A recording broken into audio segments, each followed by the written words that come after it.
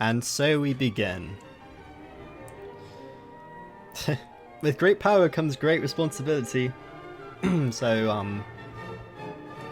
you know, I'm sure you'll be a good mod. But regardless, though, welcome to the first RedAlphaTails uncut and unedited live stream on Twitch, where we will be moving over for the time being. We'll see how this goes. It's all really just a test run, honestly. But, you know, nothing's really changed that much. You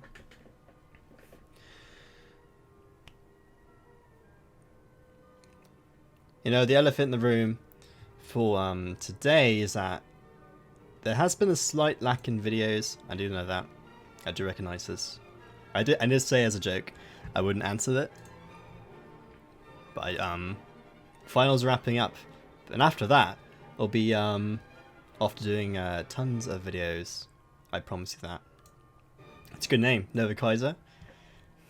It's like he's about to explode and give Austria-Hungary a blank check or something like that. So I approve of that name. It's a good name. Yes, welcome to the live stream today on this excellent, fine Saturday, the 1st of December actually. So, any of you wanting to find out if it's cold or not at this time of year, then hopefully you're keeping yourself bundled because it's fairly cold.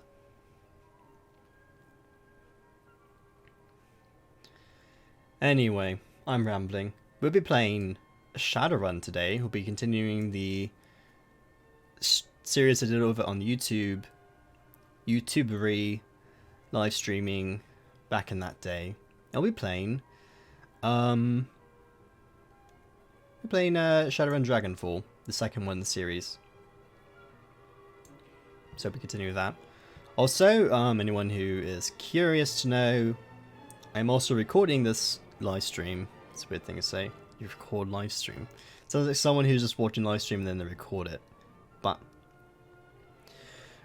the live stream, I will upload that to the channel, YouTube channel, so anyone who does miss out on any live stream, as long as I remember, it'll be there.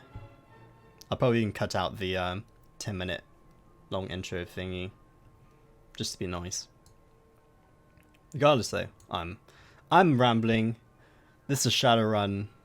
Welcome to live stream. Oh boy. It's good time. Watch that black screen. Watch that excellent black screen of Shadowrun. That's not supposed to happen. That's not kosher. What is this madness? It was only literally working a second ago. As you can see, we're off to an amazingly great start. So we're going to actually do a quick restart here and actually start the bloody game.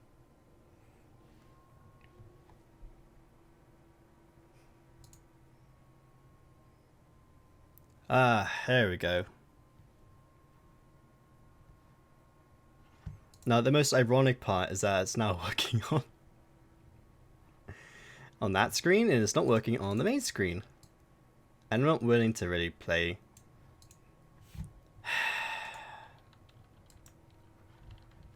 I hate myself. This is a live stream where everything breaks. And you know that, it's fine. It's all fine. There we go. Now we actually get it running. Third time's a charm. It's good stuff. There we go. Shadowrun Dragonfall. Oh boy, oh boy, oh boy. Are you ready to go back to the shadows?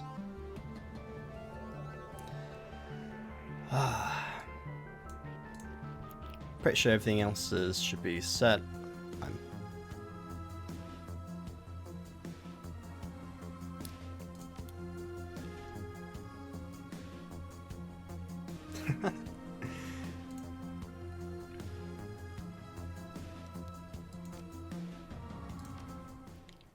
You're happy being a mod?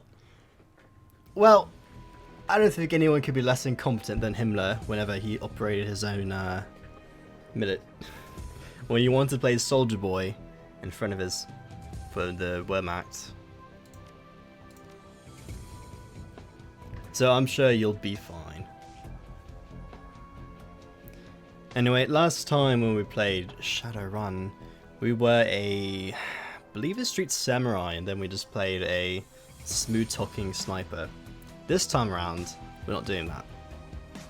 As exciting as I love being a sniper charismatic man, we'll probably be playing the most stereotypical person possible, and we'll be playing mage. Good old mage man. Who doesn't love a good mage? I think this is actually what my character looked like last time, so we're good on that. I almost forgot. I always forget to say this nowadays, but this live stream will be going for 3.5 hours today. So let's enjoy that while it lasts. So, last time, for people who may be familiar with the Shadowrun series, when I played it last time, we all went to the rifle to range combat and just pretty much went all the way through the rifle tab tree. This game is no different, as it's mainly pretty much it's very similar to the first one. There's only slight changes, and that is mainly with trying to create more familiarity within your own team, instead of just hiring random Shadowrunners to aid you in your escapades. But today, we're going over to Shaman, and it's actually one of those classes I'm not too familiar with, strangely enough.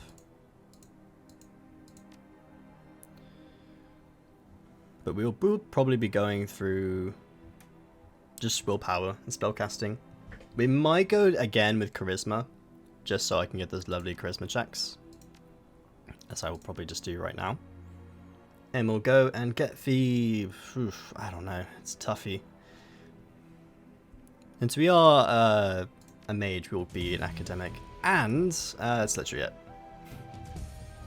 It's good stuff. I might completely fail as a mage, I'll just let you know. But we do also get one more etiquette to our way through. Fun stuff.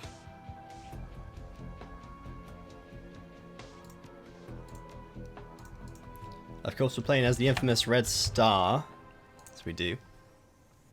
And let's go. The Harfeld Manor Run. Life was good. Easy jobs, regular pay, a reliable crew. But things went south and you had to drop off the grid. Put a bullet in the past and start fresh somewhere new. The promised opportunity and anonymity draws to the free city of Berlin, the Flak State. A grand experiment in social order. Corporations tread carefully here. Even the great dragon Lofwehr only has so much sway in the constantly evolving power structure of Berlin. The perfect place for a savvy Shadowrunner to disappear and begin anew. And, as luck would have it, home to your old partner in crime, Monica Schaffer. Don't expect me to pronounce it perfectly German either. This game takes place in Berlin, so there's like some German words in it. I'm as a YouTuber, it's my job to mispronounce things. Yeah, it's your third run with Monica and her team. An old castle holdfast, 1 hour east of Berlin, perched on a hill overlooking the countryside. The job is standard smash and grab.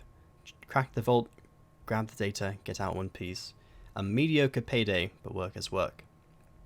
As the team gathers from Monica's pre-run briefing, you pause to take in your surroundings. Harfeld Manor, 2054, 1 hour east of Berlin.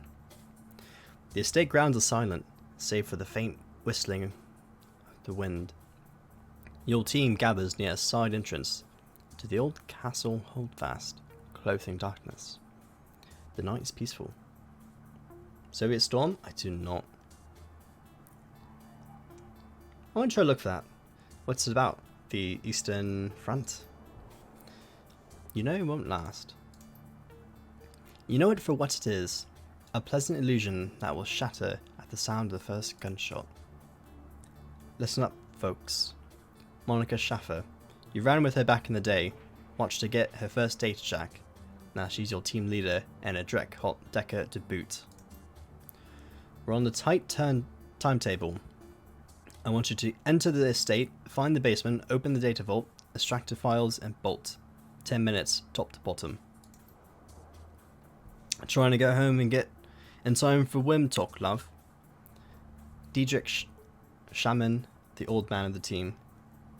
He smiles at her, his facial tattoos writhing in the moonlight. Monica's eyes twinkle with mischief. Maybe. How many times have I told you? You can't trust anything that comes out of the dragon's mouth. That trid trash will rot your brain. She grins. It's educational. Besides, this should be a milk run. Security is supposed to be light. A few automatic weapons, no armor. With little luck, they'll never know we were here. Just as my opinion, in my experience, there's no such thing as a milk run. Words of wisdom from a new edition. I agree with Red Star. Glory. Razor-clawed street samurai. Her voice is cold and neutral. Her expression placid. Yeah, I'll definitely want to see that documentary sometime. Soviet Storm. That's interesting. I'll look it up. They may only be private security, but their bullets don't know that. I can patch you up if I have to, but I'd rather not have to. You people need to relax. We're professionals, remember? Monica raises her arm and speaks into her wrist-mounted comlink. A darkened face shimmers on the view screen. Eager on your position. The comlink crackles and the response comes back. Low and soft. Softer than you expect from a troll. Affirmative. The alarm lines have been cut, and I have a clear line of fire on the state's service entrance. When you exit the building, the path will be clear. Excellent. Thank you, Eager. Just doing my job. Eager out. The comlink goes dark. Monica winks at you as she drops her arm. See? We're professionals. Alright people, enough chatter. Our client wants the data from the vault, so we have to get him the data from the vault. Quick, quiet, and quick. You say quick twice.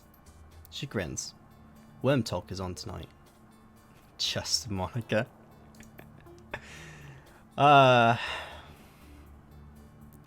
Gloria raises an eyebrow, slightly. I told you. It's educational.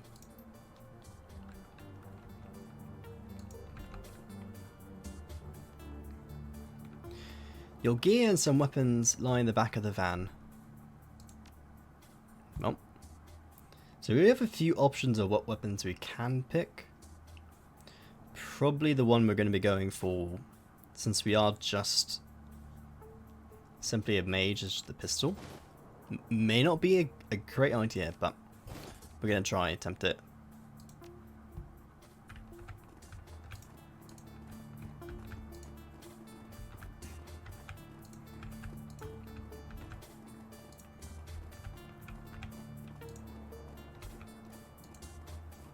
But just Monica. That took me how to go back to that game.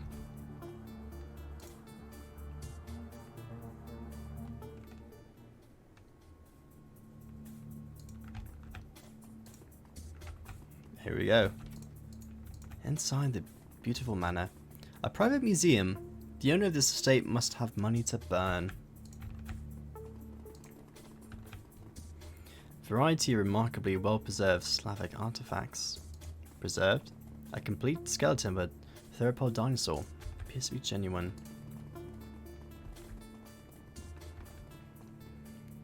The vase in this case looks very old and very valuable.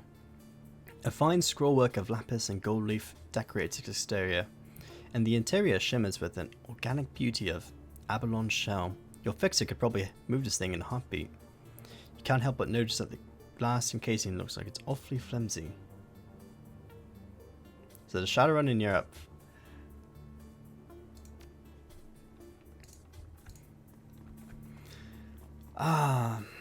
Okay. A cask in this display is decorated with the invalid panels of ivory scrimshaw. So, the history behind Shadowrun in Europe is very less knowable for me. But I'll try to give you the best rundown of what it does look like. So, if you allow me to hold on just a tick.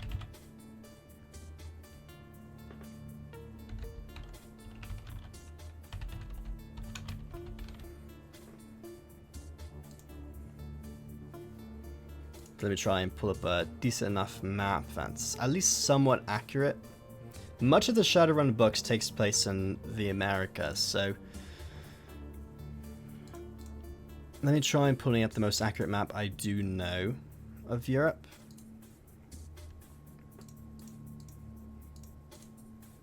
Because if American politics was slightly hard, then pretty much Europe's a lot different. I'll do my best though.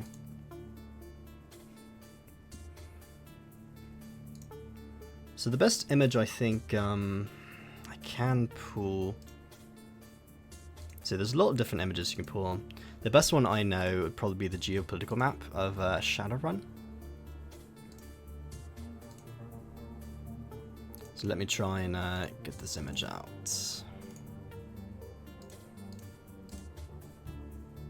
Because actually a lot of Europe remains partly similar, ironically, to what things are.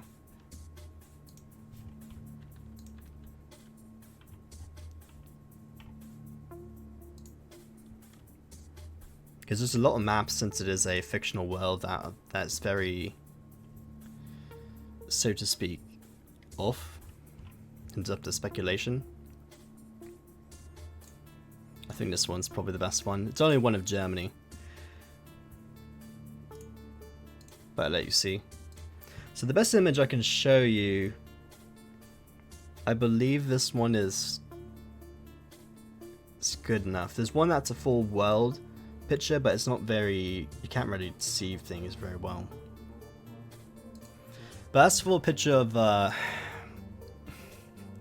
Europe. There's this one. There's also the geopolitical world you can pull up, but it's really hard to see what Europe has changed. Slightly, essentially for Europe, a lot of the borders remain the same.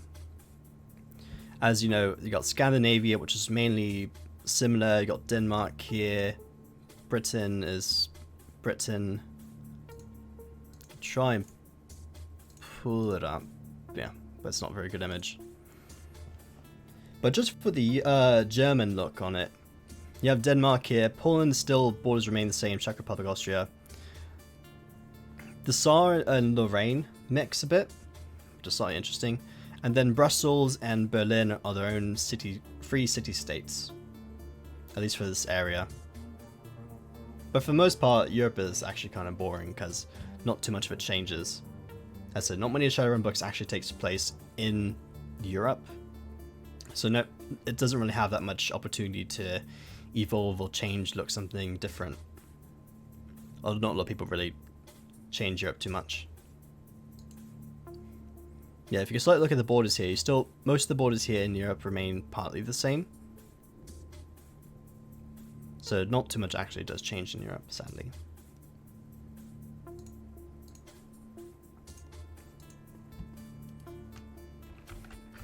So yeah. And this game does take place though in Berlin. United Netherlands. Well, you get what you get.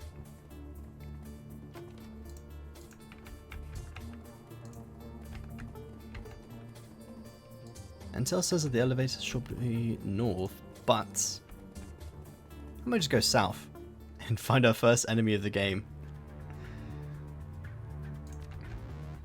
And thankfully enough, I already know combat, since it's very similar to the first game. So you don't have to worry too much about that.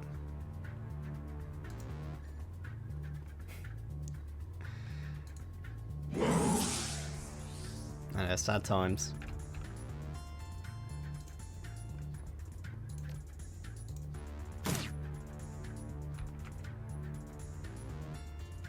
I will say this again. Until your allies actually level up a bit, a lot of the time they're still going to be very XCOM-y in their performance, so to speak.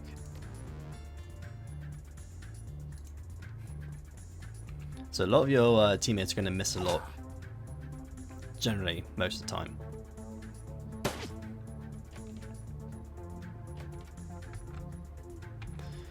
But still, I will say that our character won't be very combat heavy and be very supportive in a lot of way it does.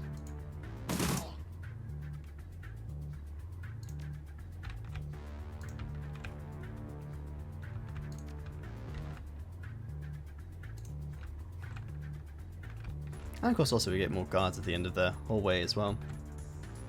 What happened to Belgium? Belgium's Belgium.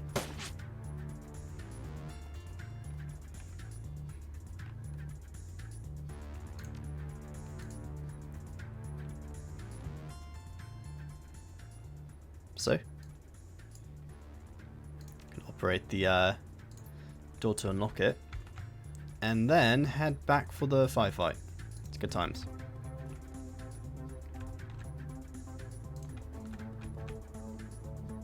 But if you ever notice though, a lot of prominent cities end up becoming their own city-states. So, you know, it's, you know, your own Liechtenstein in Belgium. That sort of thing. Probably not really the same, but that's what the makers of, well, people who decided to create the European map decided to do.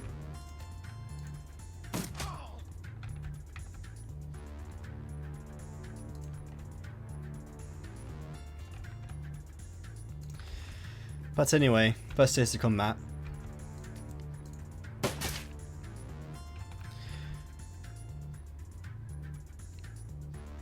So as you can probably already tell, both Dietrich and I, the Plobosar land, you know, just a mix of land.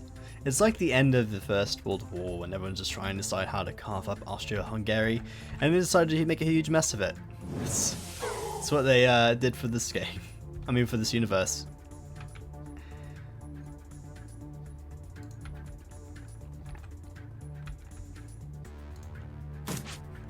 But as you probably already tell, Dietrich and I have the same pretty much character almost, except my character's a lot suckier. So for the moment, we'll be using him as a replacement for me until my character gets a lot better, and then we'll replace Dietrich with someone else.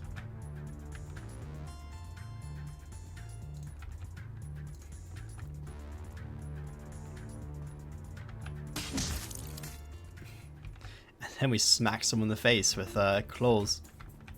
That's Mercy. That's our medic.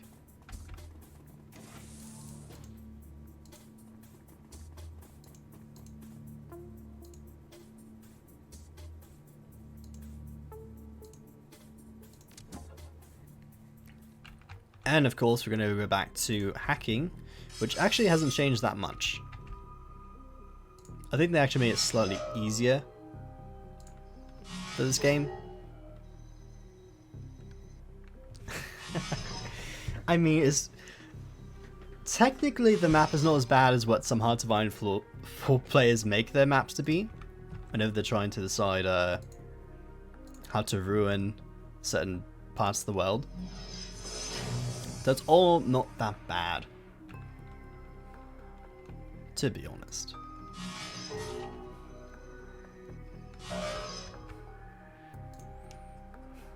And so for those who do not really know,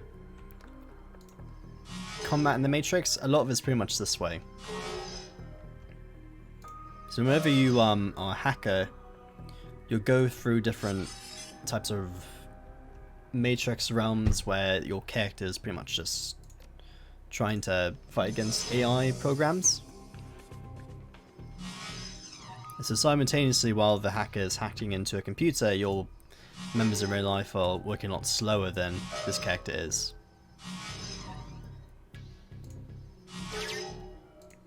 So because we're not in combat, you're not seeing the effect in real life things have.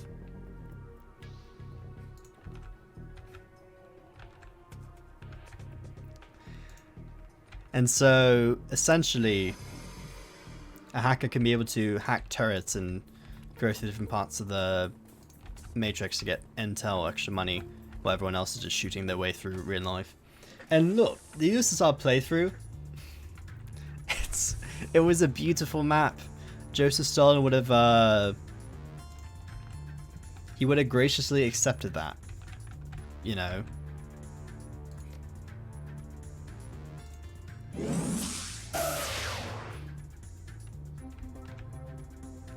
You know, if Joseph Stalin really had his way, he would have probably made a worse map. Oh no, it's probably not entirely true.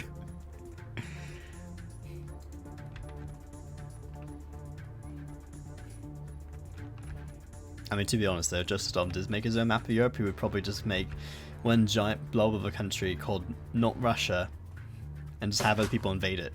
Just so that Russia wouldn't be invaded.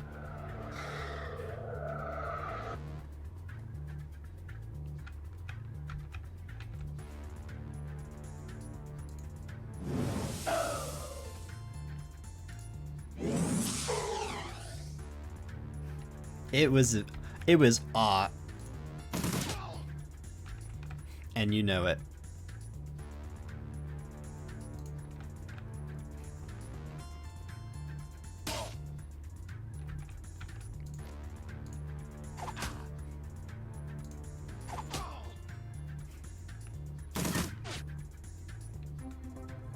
We can play some parts of Iron 4 later on, if it deems necessary.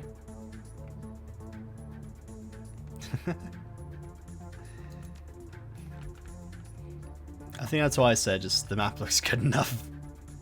It looks terrible enough, so might as well keep it there.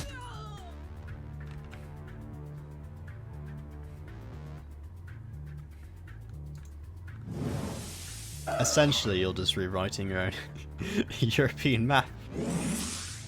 Who cares about the cultures and nationalities of people once living there before? Just put some country there, it'll be fine. Don't worry about it. Said everyone ever when trying to recreate a new map of Europe.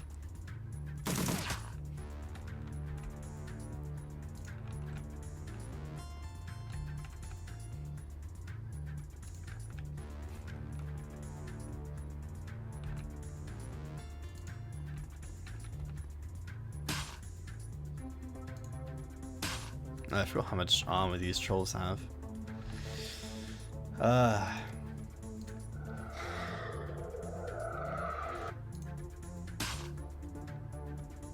There we go. 3 swipes and you're dead.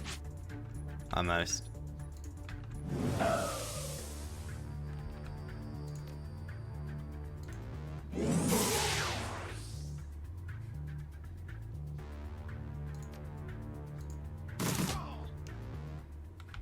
And boom, there we go. The most beautiful boys of pre-1914? I don't know about you, but Austria-Hungary weren't exactly the most stable country to have its own borders, to be honest.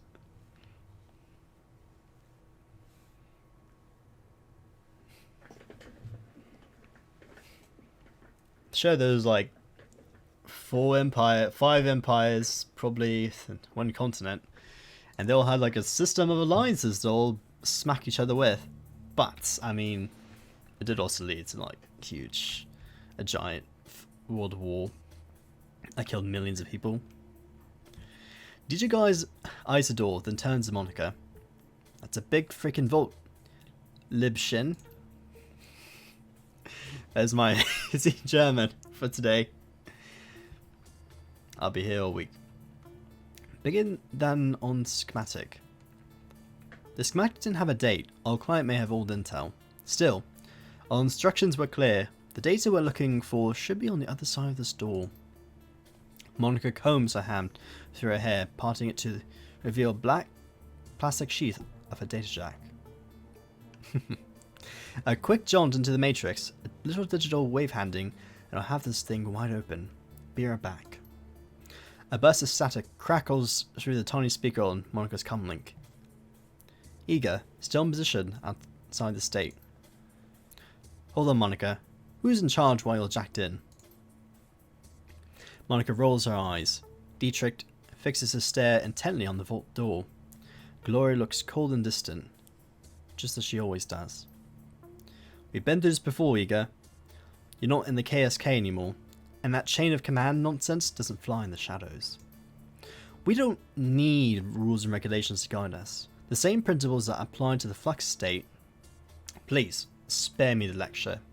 Your politics have nothing to do with this. Best get to it, Eager love. She sighs. Look, it's a simple question. Years of experience tell me that it needs an answer. Well, Eager is right. Okay, Monica, who should be second in command? Monica stares at you for a moment, clearly irritated. Then that twinkle appears in her eye again. She smiles at you as she speaks into her comlink. Very well. We'll do this one Eager's way. While I'm jacked in, Red Star's in charge. There is a pause. Then Eager's voice crackles out of the comlink again. Red Star? Did I hear you right? You're putting the rookie in command. But come on, Eager, you did ask for a decision. This is ridiculous. I know that this is a joke to you, Monica, but I'm telling you. Eager. Monica's tone is all business. Evidently, she has heard enough. The decision's made. You have your answer. Acknowledged. Without another word, Eager's image flickers and fades from Monica's communicator. Sorry about that. Eager can be inflexible. The legacy of a long military career. But she knows what she's doing and she means well.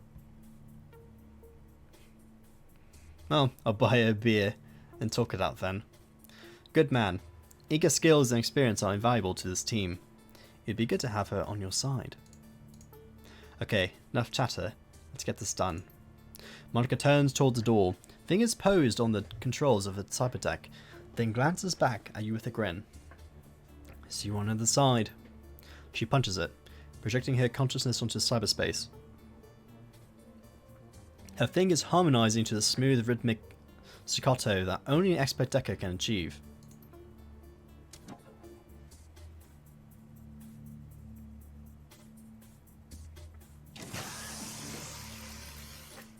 Without warning, Monica's back arches violently and her head jerks back, silencing her terrible screams. Muscles spasm ripple through her face, and her jaw snaps shut, sending a mist of blood spraying from between her teeth. You look down and see a nub of pink flesh hit the floor, the tip of her tongue. The room explodes into action. Gloria leaps toward Monica, her hand outstretched to yank the cord from her data jack. Dietrich surges forward to wrap the team's fallen decker into a bear hug, holding her against the convolutions that rack her body. With Monica's unearthly screams still ringing sharply in your head, though only dimly aware of the door slamming shut behind you. We smash the cyberdeck. The cyberdeck was constructed to withstand a bomb blast. Try as you might, you can't manage to crack its casing, let alone damage its internal circuitry. While you beat on the deck in vain, Gloria manages to yank the cord out of Monica's head.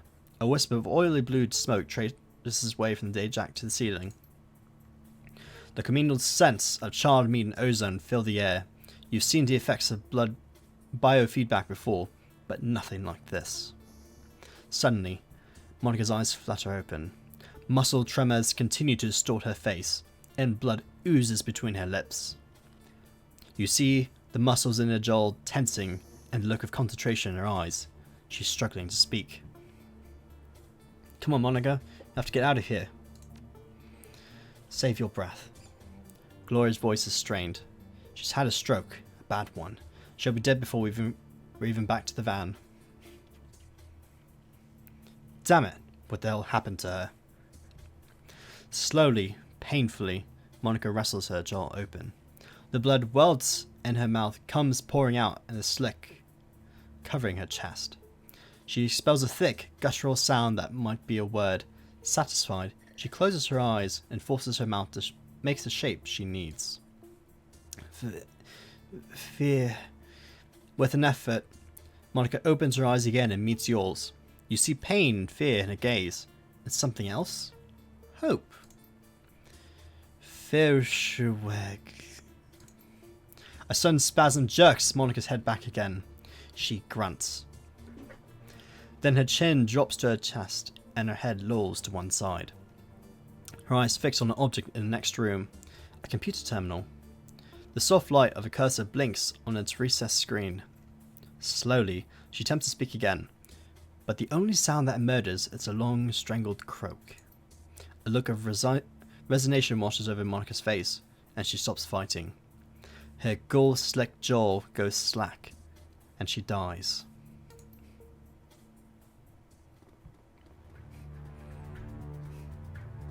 And Monica is no more. Monica, no, this can't be happening. We've got hostiles, clearly it's in data vault. We get out of here fast. And so, we're down to 3 team members. Shall go.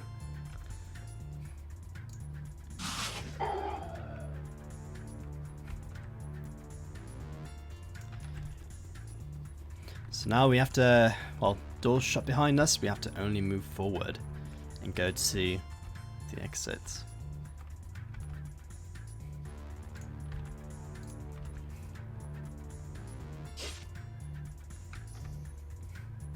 Unfortunately, we did lose our only person in the team that actually has a rifle, so it's not that great, honestly.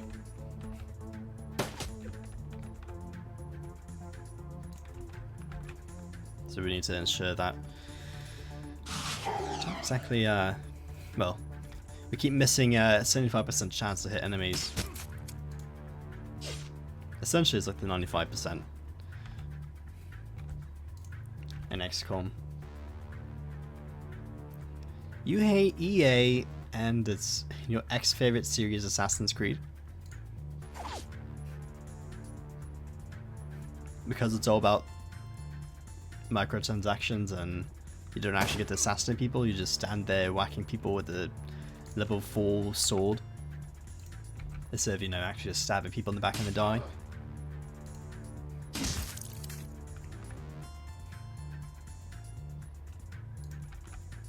That'd be my reasoning.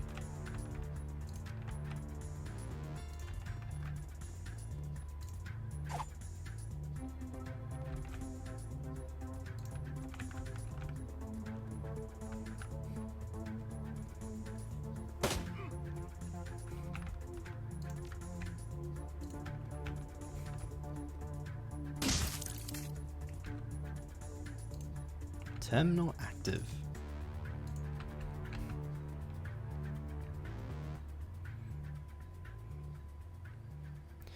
Make post building maintenance software 1.01. Commline interface.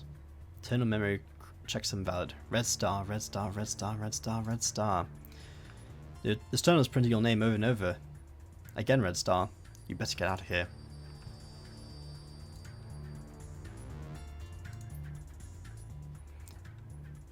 Still printing your name. Maybe Monica did something to the system before. Let's have a look.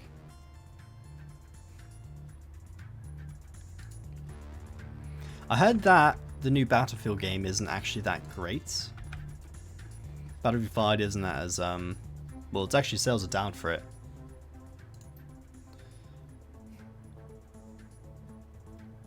The new mobile AC game? Oh, they're doing that actually. That's even more of a disappointment. Let's see. So, got to find another way out of here. What are you doing? She has said anything? Well, any idea? Something tells me we're going to have more company soon. Stay frosty. I need a minute here. Text scrolls down to the terminal screen. There's a problem with the detected in the core component of McPost. Restore McPost to factory settings. Yes or no? Restore process will take several minutes to execute. Connect doors and peripherals will be disarmed when complete. Let's go. As you watch, The number on the screen slowly begins to climb. It's going to take a while. You glance down at the second screen that the facility is on high alert. In place of a single data vault, it seems you've stumbled upon some kind of massive underground complex. The map of the holdfast grounds indicates that security forces are en route from multiple angles. The doors currently being rebooted by the system's restore process are flashing a dull red. If you're reading this display correctly, the only exit from this room is the holdfast old service entrance on the west side of the building. At that moment, Iga's image winks into your comlink with a crackling sound. The image is grainy, flickering in and out. What's going down there, rookie? Talk to me. Iga, new extraction point. Hold up. Where's Monica? Down. Let's try and be professional as we can, at least for the team. We'll be exiting via old service entrance to the west of the main grounds. I need to keep the exit clear. Iga's silence is thick, but when she finally responds, her tone is professional. Roger that. She cuts out without another word. Glow turns to you. Her movements smooth and robotic. Her voice comes out in a frosty monotone. What's the play, Red Star?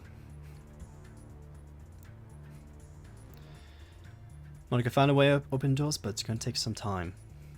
Dietrich's pained expression lightens a bit. Of course she did. Thanks to her, we might get out of here alive. Now we need to find some cover and wait for the door locks to disarm. He glances over to his fallen friend. Thank you, Lib-chan. So we've got 10 turns we need to survive this against waves of enemies. Which pretty much means we may or may not die. That's okay.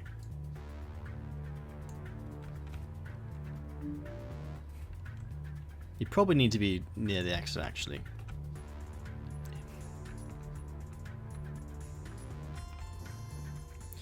Well, it seems like a lot of games these days are actually not getting a good rap. You know, there's a whole fiasco with Fallout 76 with the game not being as good as it could be.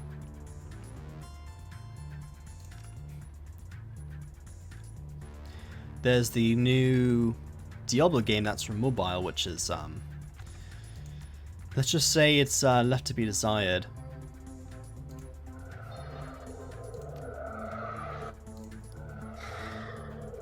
And then the game you just mentioned now, Assassin's Creed Rebellion, only being a mobile game. So, you know, it's not exactly great, is it?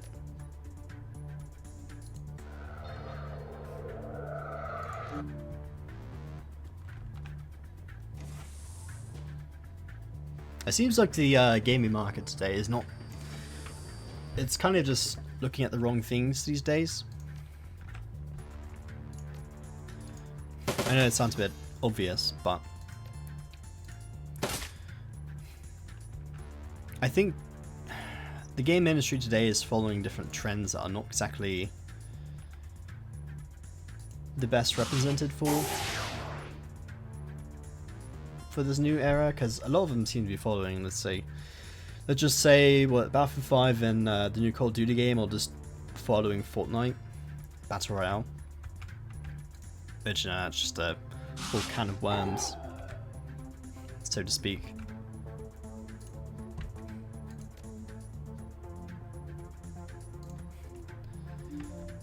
And then Bethesda fails at the game terribly, and Bethesda doesn't have a good customer support, it seems.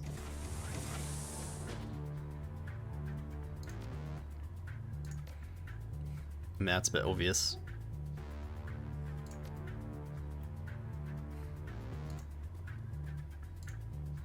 But Ziossi Croshaw once said,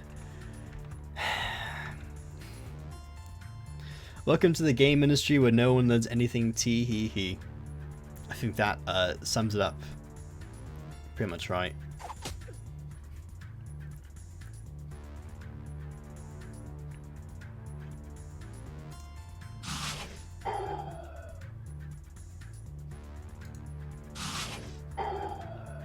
Man, my attacks are so weak in this game.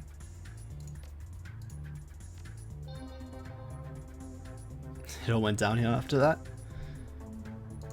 Yep, pretty much.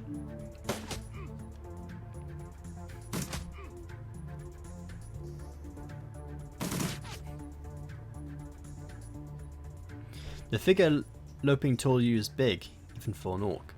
The majority of his body is sheathed in a suit of heavy, overlapping plates. We can see his face looks raw and slick, like old scar tissue stretched over his skull. He wears an old expression of supreme confidence. Alright friends, playtime's over.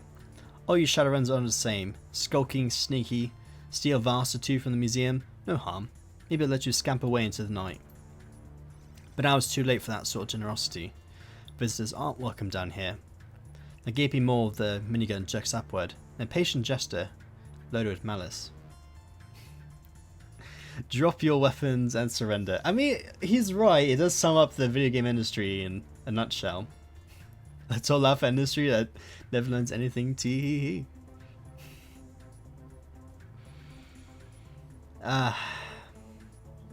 That's military grade armor he's wearing, Red Star. Hardening against small arms fire. We have a tough time getting through it. I'm less concerned about the armor than about the minigun. Those things can tear a man in half. You have 3 seconds before I open the hose. Step out here and surrender. I promise I'll make this easy. Something tells me you're going to kill us either way, to be honest. True! I can't deny it. But wouldn't it be easier if you didn't fight back? The orc shrugs, and you hear the distinctive whir of his Vindicator's motor spinning up to speed. The barrels begin to blur as he wheels up the weapon to face you. Well, ready for a huge amount of lovely, lovely pain? Oh, I do full damage to one character over and over again.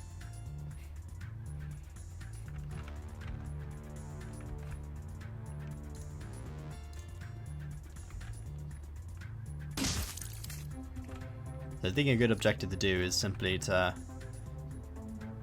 probably run away from a minigun. That's always a decent thing to do. And we do have a spare unit here we can actually start zipping around.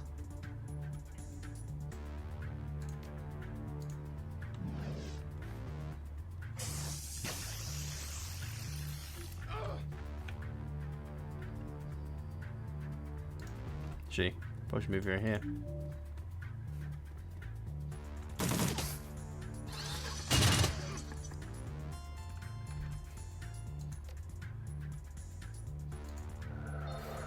An octopus there, being assaulted by the Kraken.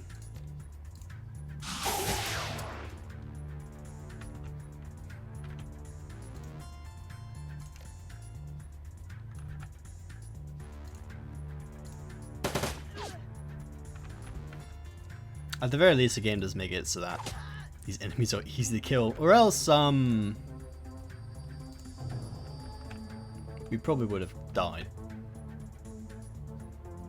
But we will let our little wisp fight for us.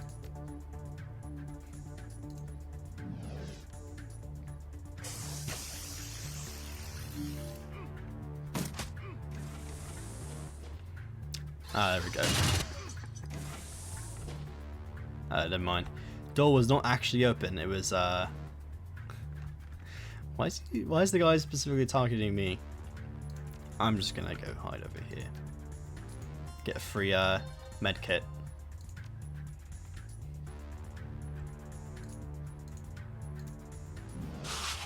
It's good stuff. I think if I evidently ever get to be a Twitch partner, I can make my own emoticons. But I don't know actually how to do that.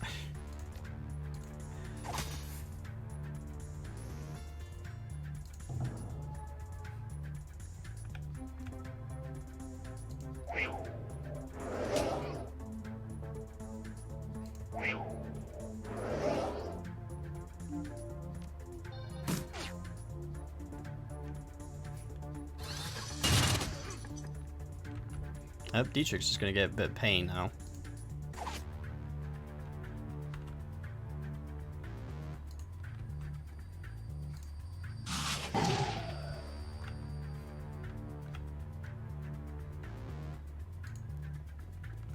And we're probably all going to die, which is okay. 21% odds. I take this odds.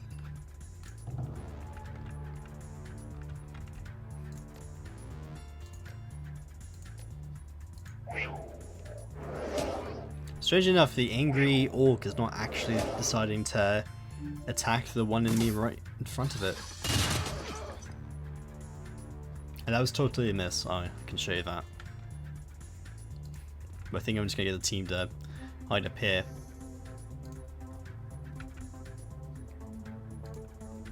Come on everyone, hide in the corner. It's okay.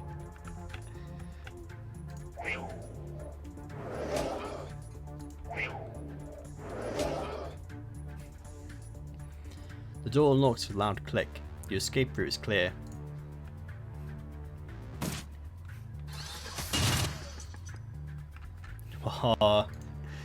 A wisp friend is literally getting a face full of minigun.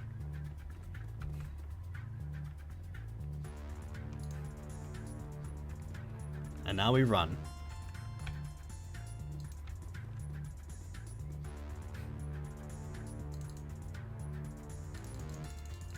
Let's do it 4 AP. Completely fails.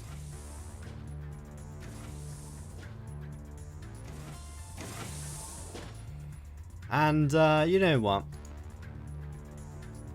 We're just gonna completely avoid that one guard. Yep, just completely avoid him. See you around. I suppose he'll shoot me once. It's not very nice.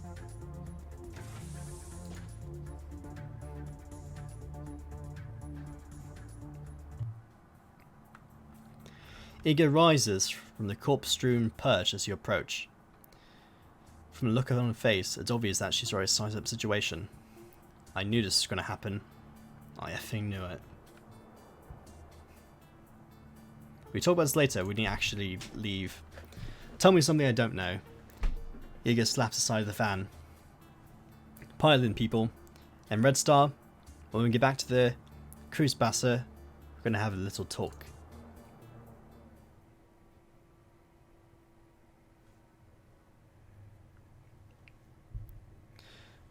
Kreuzberg, home to nearly 500,000 people, and, until very recently, Monica Schaffer.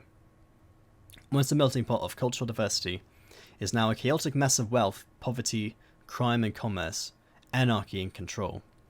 It's also home to your own little slice of Berlin, a neighborhood that locals call the Kreuzbasser. The Kreuzbasser?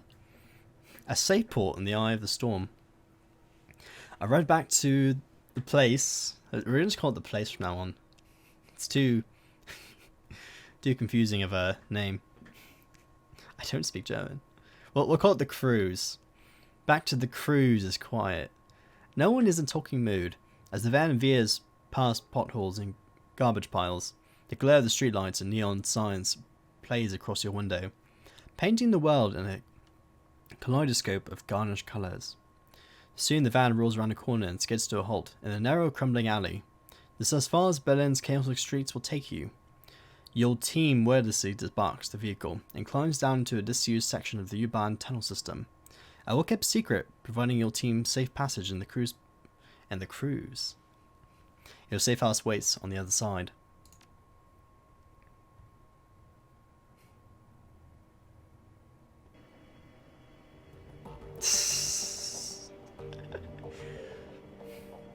Honestly, in this millennial world, we're all just dying inside.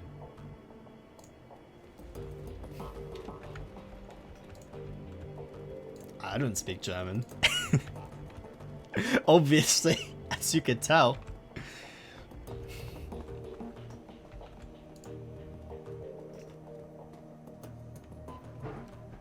Oh.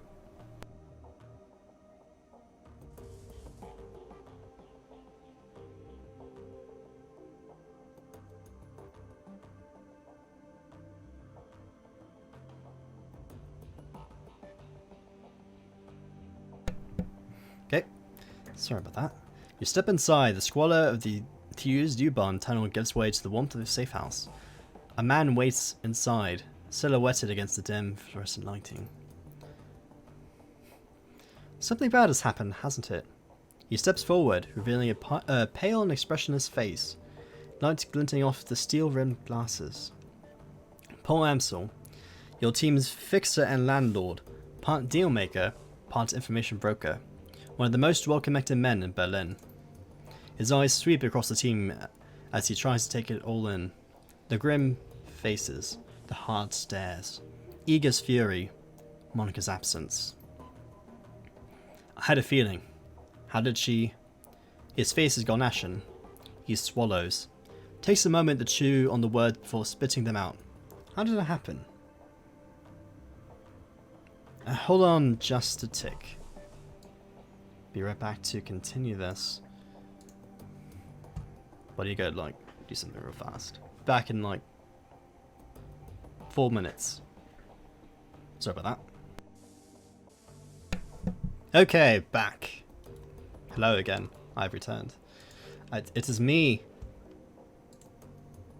your entertainment for this time period.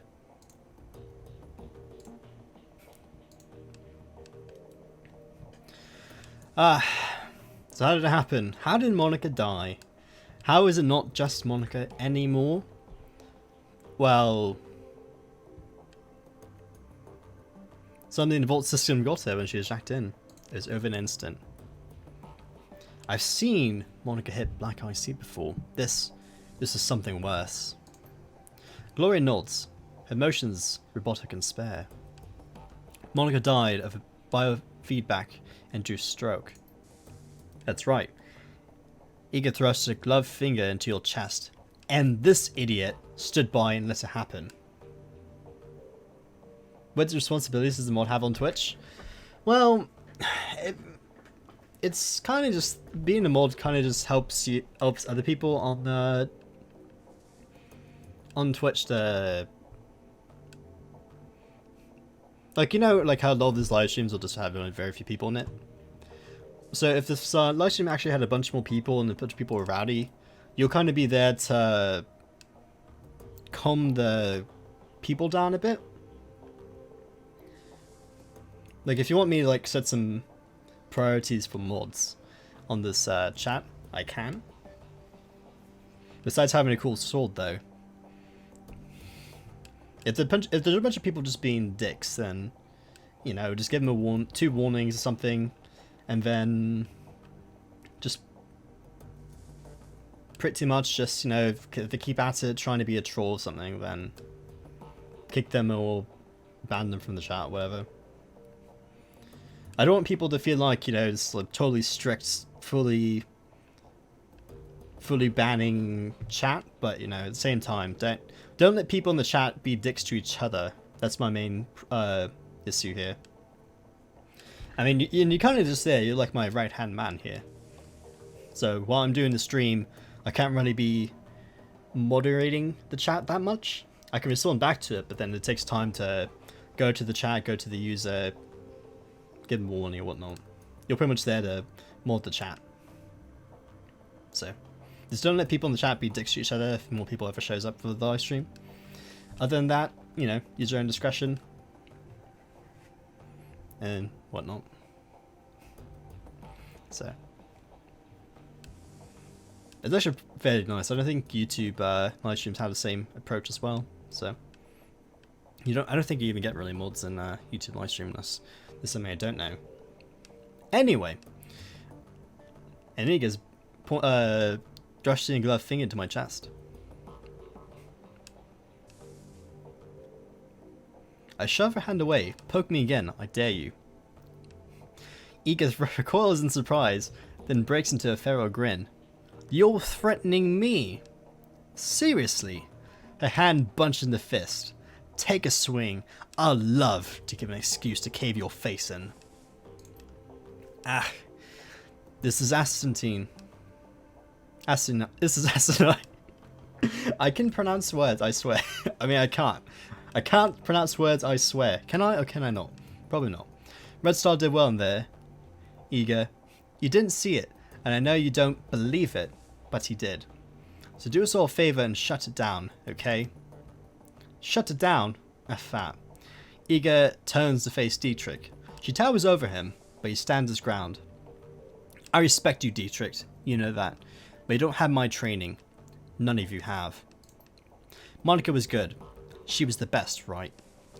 but she was overconfident. She treated the job like it was a game.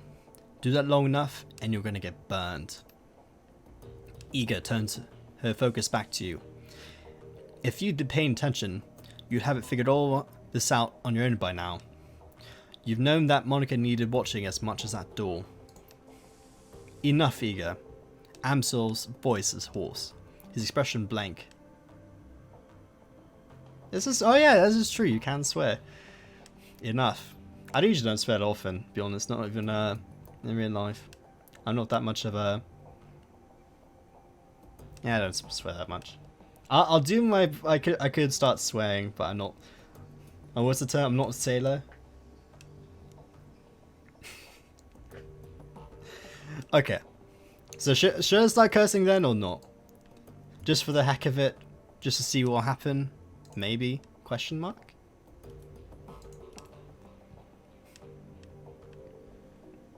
Ika pushes ahead, heedless of the interruption. Her voice remains measured, but with this fire in her eyes. How many seconds pass between Monica's first convulsion and her plug getting pulled? 4? 5? Do you know how much damage mild feedback can do to Decca's brain in 5 seconds? How dare you? You don't have to answer that. Of course you know. Monica died while you stood there and watched. This is all your... That is enough. Amsel's voice comes out in a roar, and his fist smashes down the desk behind him. There you go. Eager, you and Red Star can have it out later, but I have enough. We need to talk action. Our client sent you to something much bigger than he led us to believe. I want to know why. Right there with you. This is supposed to be a milk run. Payback isn't the only reason why we need to find him. We saw something back there, something that we weren't supposed to see. It's fair to assume that we're all still in danger. He pauses, rubs his temples. Agreed. And to neutralize that danger, we need to know who we're dealing with. Let us review the events that transpired tonight. Oh. Let me try and fix that. Let's make this a swear fest. Let me fix up some twitching so it's a free reign swear fest. Why? Just for the heck of it. Well, my automod level's at 0. So maybe it just doesn't...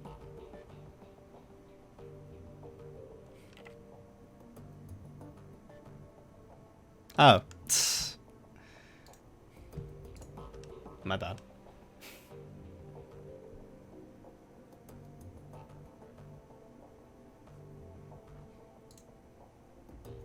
Okay, now that's just being mean.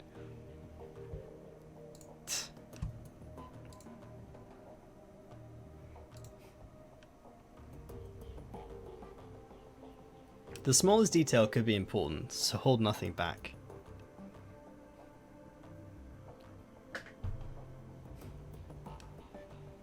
Let's see.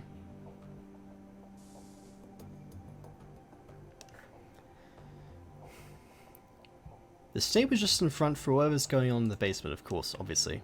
He nods. That much is clear. That wasn't a minor enterprise either. That facility looked serious funds to build. And time. There was more to it than we saw. Places like that don't spring up overnight. And all in secret. The owners, whoever they may be, were none too pleased by your escape, I'm sure. What else did you find? There was an orc in military-grade armor. He appeared to be the head of security. No, it's all fine. I've worked retail before, so don't worry. I've heard worse from customers, but don't worry about it. Honestly, I know you're joking. It's kind of actually hard to tell when people are joking in chat, but I do my best to see it through. See through it. I attempt. It's my attempt. My try. Boom, boom.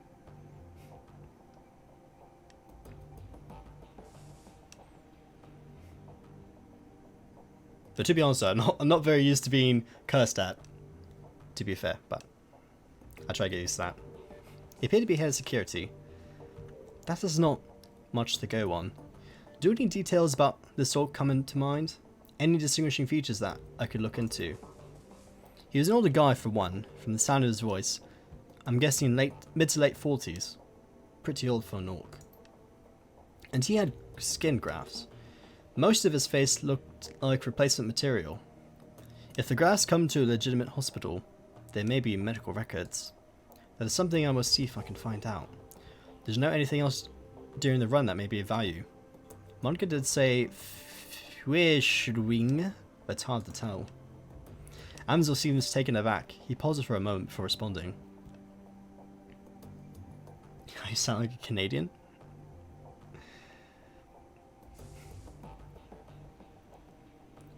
I mean, it kind of works. You live in Waffle Land and you get some maple syrup and it all mixes well together. The Firewing. This is unexpected. You have to forgive me. This brings back many unpleasant memories. Gloria raised an eyebrow. The Firewing. The most terrible of the great dragons. There are those who would disagree, but they never experienced the terror of living in the shadow. He glances at Glory. You're far too young to remember her, of course, but for Germans of my generation, the name Furshwing, you know what? We're just gonna call it the Firewing. It's synonymous with chaos, destruction, and death. The dragons of today are subtle creatures, full of patience and guile. Firewing was not. After her awakening, she went on a 4-month rampage that claimed tens of thousands of lives. Amsel takes a deep breath, slowly releases it. There's a haunted look in his eyes. Those were the dark days. Countless men, women, and children were slaughtered, roasted alive in their homes by a creature legend. No hope for salvation, and no end in sight. It was a horror that you cannot begin to understand. What stopped her? I can't imagine what a rampaging dragon would just go away on its own. Eventually, the Firewing was brought down by a man named Adrian Vauclair. Wow. With the help of the Luftwaffe, of course, but it was an experimental weapon designed by Dr. Vauclair that finally pierced her hide. She fell in a hail of bullets and rocket fire, and crashed down in the radioactive wasteland of the SOX. Well, I'm not going to pronounce your Dutch message, because I don't want to butcher languages even more than I have to. The event was called the Dragonfall. Safe at last from the dragon's wrath, Germany celebrated Vauclair as a hero. Our own Siegfried, a modern-day dragon slayer, my own family particularly worshipped the man. If the Dragonfall was as important as an event as you make it out to be, I'm surprised I never heard of it. Those early years of the Awakening were traumatic. Not just on a national level, but on a global scale. New species of awakened animals were being discovered daily. Within 2 years of Dragonfall, the active use of magic had returned to the world, a new source of terror for a bewildered public. And to 2021, the sudden emergence of orcs and trolls gave rise to yet another wave of global panic. I mean, I can simply copy-paste Google Translate, and I'll see what you said.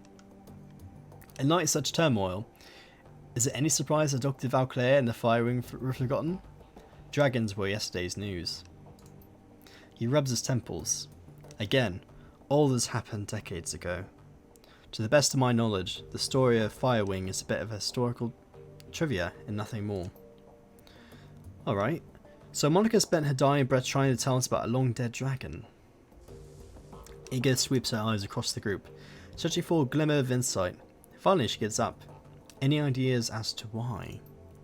Amsel's voice trembles with frustration.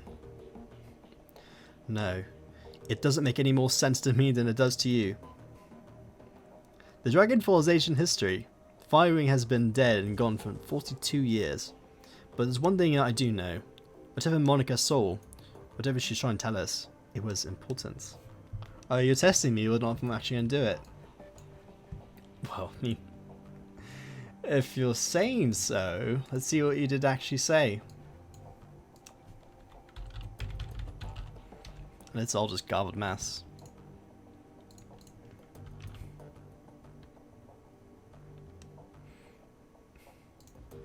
Well, I mean, I didn't expect anything less from that message.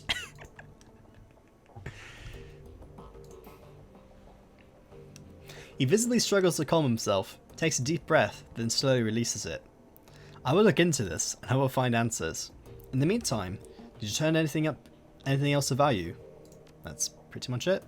That's not much. Amsel nods. His face is drawn and haggard. It is thin, I agree. A basement, a middle-aged orc with skin grafts, and long-forgotten world events. Wait, still missing something. Who paid for the run? Amsel looks pained. I do not know his exact identity. I did not set up the run. Monica did. His face reddens. I warned her. I told her not to take the job, but she assured me that it would be a cakewalk. Monica was approached recently by a man who calls himself Green Winters. He used to be a prominent activist in the F-state political scene. I never much liked the man. I certainly never trusted him. But Monica, she would do anything for a cause. Anything for the Flux State. He sighs. Winters swore that the data he was after was crucial to ensuring the future stability of the Flux. And that was all it took. What did it say? You're speaking in Dutch to confuse me?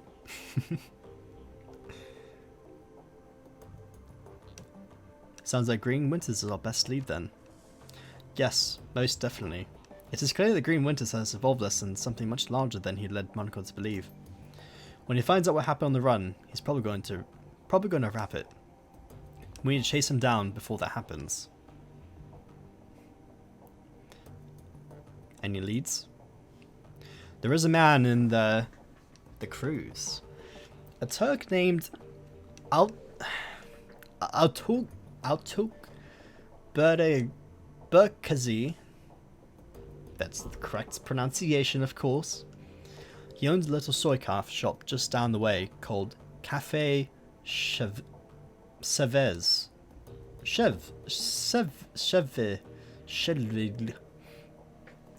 It's the cafe, okay?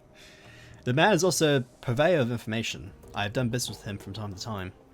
And what do you think he knows something about Green Winters? Or does he know something about Green Winters? Amsel nods. When I discovered Monica's renewed association with the Green Winters, I contacted Altug. One of his people had been keeping tabs on Winters ever since.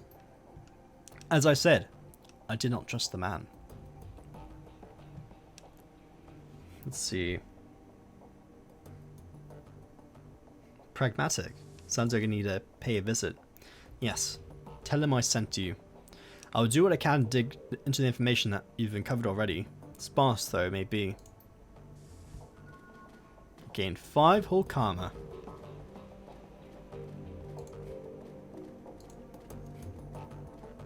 Let's head to the dog. As you start towards the safe house door, a large 4-legged form steps around the corner. Dante. Monica's dog, an enormous mongrel of interminate breed.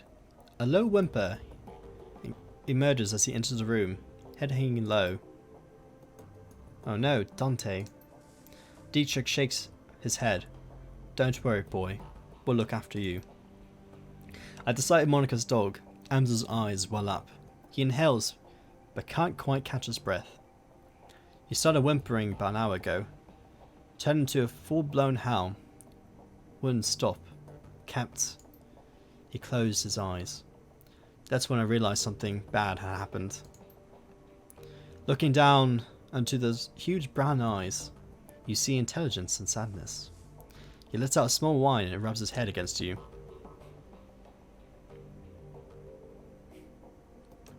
So scratching behind the ears. Dante leans into you and looks up mournfully, pressing his rib against your leg.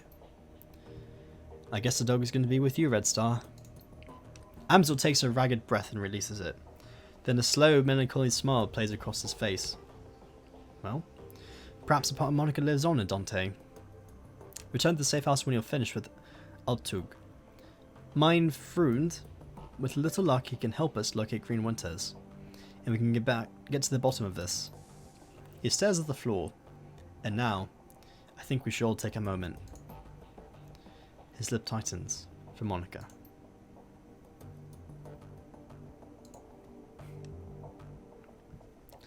Dietrich turns his head as you approach. His aging face is traced with a network of faint scars, the legacy of too many fights over too many years. While he still retains a degree of strength and vigor, it's obvious that the shaman you see today is a shadow of his former self. Despite all this, there's an aura of power surrounding the man. He raises his bottle, offering it to you. Red Star, welcome. I've got a bottle of schnapps that needs sharing, and we've got a fallen comrade to drink to. To Monica. The bottle of liquor is crystal clear as you raise it. You catch an intoxicating whiff of cloves and caramel. It tastes of sweet corn and walnuts with a lingering aftertaste of buttery toffee. You swallow a swig, then return the bottle to Dietrich's outstretched hand. He takes a long pull from the bottle, then eyes lock with you. Let me ask you a question, Red Star. What made you choose to come to Berlin? What do you want to know? Monica told me that you moved here from the Rhine through Megaplex. Made it sound like you've been there for a good many years. Successful years at that. Leads a man to wonder why you packed up and moved here. What should the backstory be? By the way, it's non-canonical that Red Star between games. You know what? We'll try to make it as canonically as possible as we can. So what did we do last time? We joined the security team. A run went bad and my team paid the price. Dietrich raised an eyebrow. Went bad, huh? Like the run we just came back from went bad.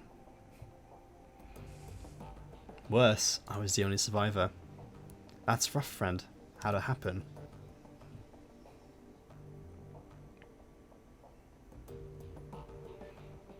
Say a double cross? The run went out a hitch, but instead of paying us, our client decided to set up an ambush. Miserable person. Alright, if you're telling me what you're telling me is true, then how'd you walk out of it alive?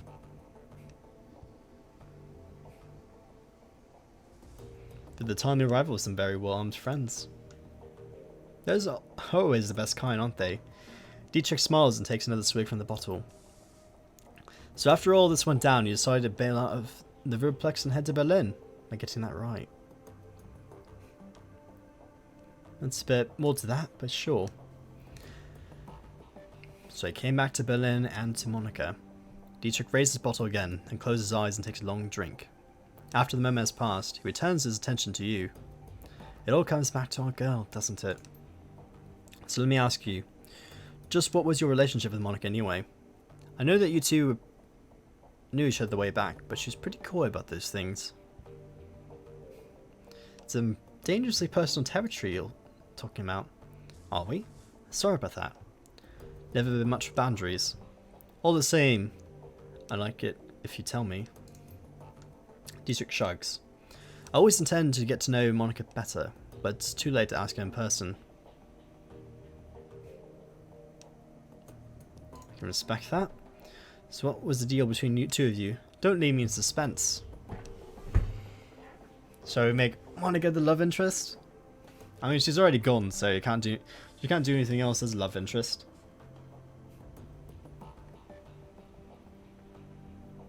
You're very close. Dietrich nods. Figured as much. Not from everything you or Monica said. I just had a suspicion. Anyway, good on you both. Dietrich raises his bottle to you in salute. She was a wonderful woman. I hope that your time together was happy. Anyway, I've taken enough of your time and the bottle's almost empty. Thanks for taking the time to talk, for what it's worth. I'm happy that you're here with us.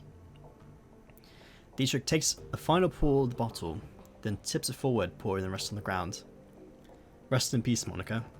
We'll miss you, girl.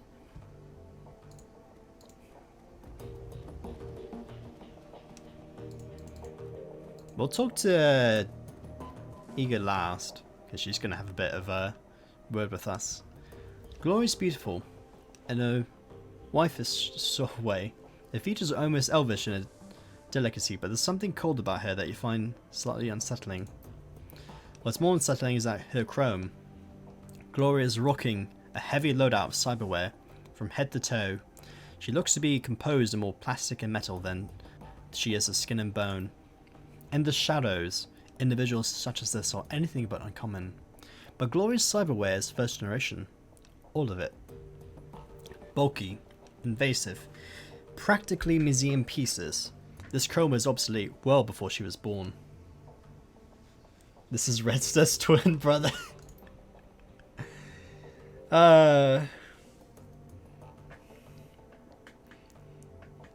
We'll say canonically Red Star has just travelled to Berlin and gotten double crossed, so he doesn't have a job anymore. Red Star. Glory shifts her gaze to you, but her expression is as cool in place as always. Can I help you? We read her aura. Without shifting your attention away from Glory, you allow your consciousness to partially slip into the astral plane. As your third eye opens to the hidden world around you, you feel the familiar tingle of dormant senses awakening. The room you're standing in slowly shifts to match its true nature. A lifeless expanse of grey, ugly and cold. Your own body, however, explodes into a swirling chaos of scintillating colour. As the astral plane shimmers into view, you focus on Glory. You can still see her with your corporeal vision, her delicate frame, the bulky cyberware that breaks her silhouette, the faraway look into her eyes, but laid over the top of her physical body, there is a slight shimmer, her aura, damaged though it may be. The chrome that Glory is sporting has really done a number on her. Whatever she may have been before she went under the knife, her aura is now reminiscent of the room she's standing in.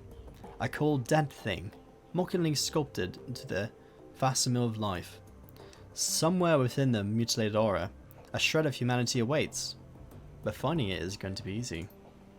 Suddenly, Glory's body language changes. The look on her face is somewhere between suspicious and alarm. I got something in my teeth? You're staring.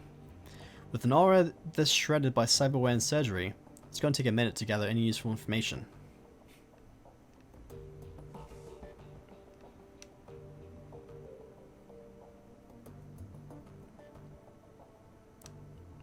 Continue reading her aura. Just trying to figure out, Glory. Got a lot going on beneath the surface. I just imagine that we all do, yourself included, and yet you don't find me gawking at you. As Glory speaks, you continue to focus, sifting through the void left by her vintage chrome to find the tatters of her original essence. Finally, you catch a glimpse at her colour, a flash of her true self, and behind it, something else. In a reflexive panic, your third eye slams shut. The hidden world of the astral plane disappears from view, but an after image of what you saw remains, twisting in your mind. Glory is, or was, magically active. The shred of her essence is fitted past your vision, left you sure of it. What's more, you'd wager that she had real power once. Terrifying power, of a sort that you only guess at. All this was surprising, but it was that you saw behind her aura that chilled you to the core. There was something connected to Gloria's essence, a metaphysical tether stitched to the fabric of her soul. It reminded you of a leash. You can't say for sure what was holding the other end, but whatever it was enormous and ancient and cruel, and you can't shake the feeling that, as you looked into it, it stared back at you. Trembling, you find yourself back into the mundane world. Gloria is still standing at you, her neural expression ever so slightly tinged with annoyance.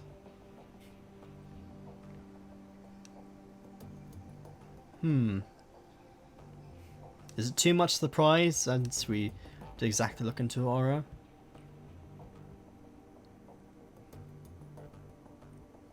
We'll admit that we just saw aura. I knew that this would happen. Look, my aura is my own business, and none of yours, understand?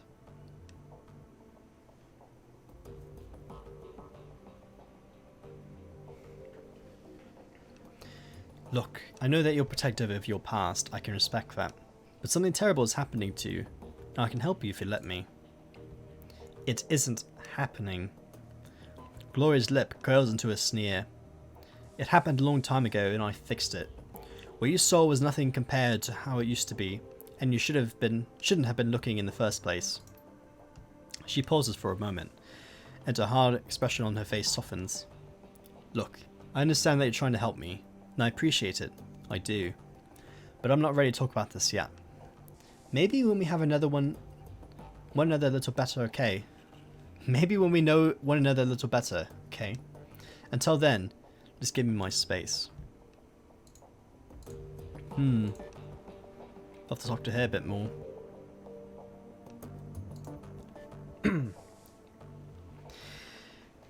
Ega stares at you, and you can taste the bile in her stare. She clearly blames you for Monica's death. Something I can do for you, fearless leader. I do need a bit of a sip.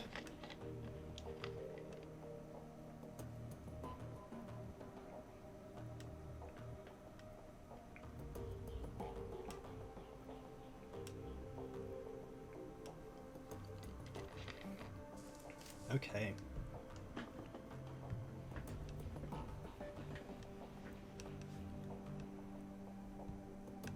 Rejected. Don't worry, we'll get to talk to Gloria later. You're wrong about me, Ega. I tend to prove that to you. She stares at you for a moment, then looks away. Best of luck with that, Red Star. Now please, leave me alone. No. Something else I wanted to say. Alright, but make it quick. We need to talk about Monica. Not right now, we don't. Don't push us on this, Red Star. One of these days we're going to hash it out, and you can talk all you like. But that cluster bomb that killed one of my best friends. But it won't be today. Okay, but this conversation isn't over. It is for now, fearless leader. She turns away. Do us both a favour. Take the hint and go away.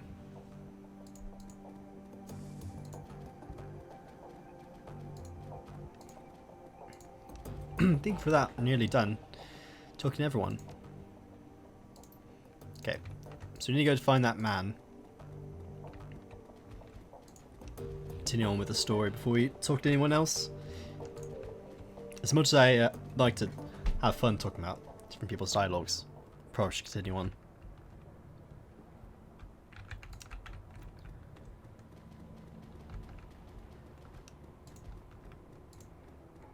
Here we are, the cafe. Cafe place.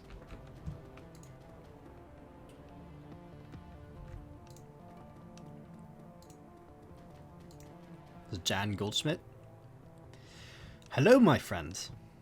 The voice that comes from the main man in the chair is as enormous as its owner.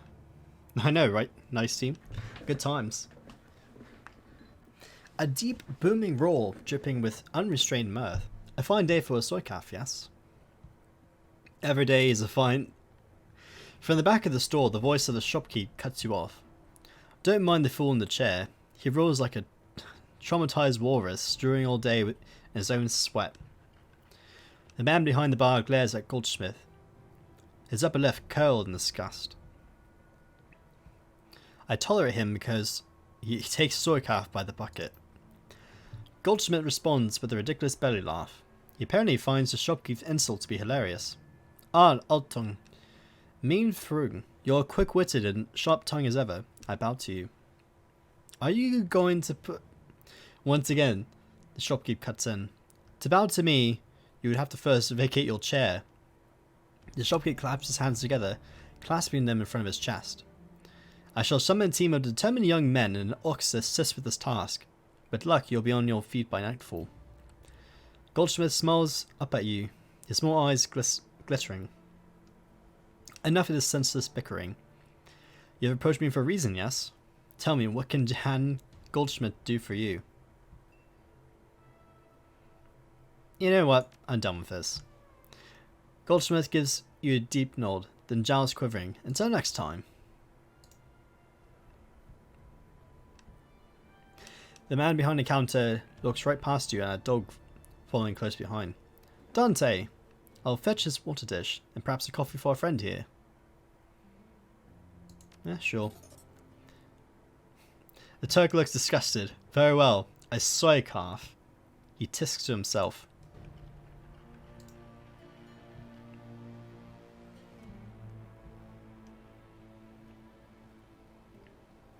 Poor Amsel sends his regards.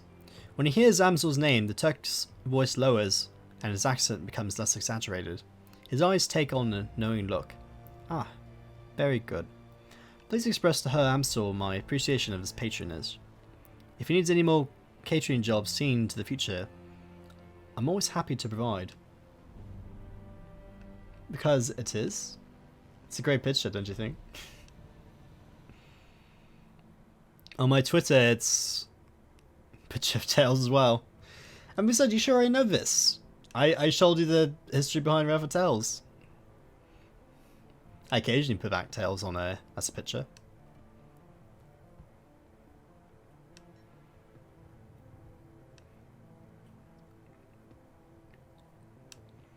He tells me you're developing the menu for a friend of ours now. Her Winters, I believe. I want to hear all about it. Ah, yes, yes, of course, oh wise one. Cammy, come. A young woman bustles in front of the back room. Her gum chewing is loud enough to hear over the noise of the coffee grinders. But guys, he spills something out of the rapid-fire Turkish. As you wish, uncle. I will see to it right away. Cammy offers you a shy grin, snaps her gum and hurries back to the room that she came from. My girl Cammy is arranging to make contact with the chief, a chef as we speak. This will likely take some time. My chef is a busy man. While we wait, I wonder if you would be so kind as to run a small errand for me. A trifle, really. I hate to trouble you. I'm embarrassed to even ask, but it would be most appreciative of your help. No trouble at all. His voice lowers nearly a whisper. The errand is simple, hardly worthy of you. I have installed a number of data taps to Berlin's fiber optic network. As part of my civic duty, you understand. These taps provide free matrix access for all who live in the crews. In order to maintain their, how do I say it, their anonymity, each tapped protocol buffer must be reset every few days. I simply wish for you to visit each data tap and reset it. That's it. No catch. There is no catch, I assure you. It is time consuming and a bit tedious. Nothing more. Just reset the taps and come back when you're finished. There should be 3 of them scattered around the neighborhood. The first one is just outside. Look for a metal box with the yellow arrows painted atop it. By the time of your return, I should have the information Herr Amsel requested.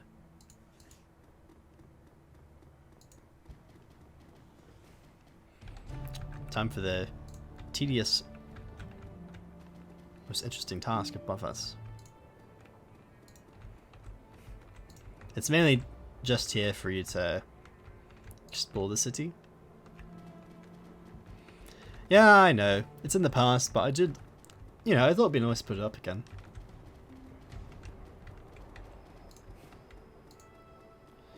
Sometimes it's good to reset the past. Or to re-see the past anyway.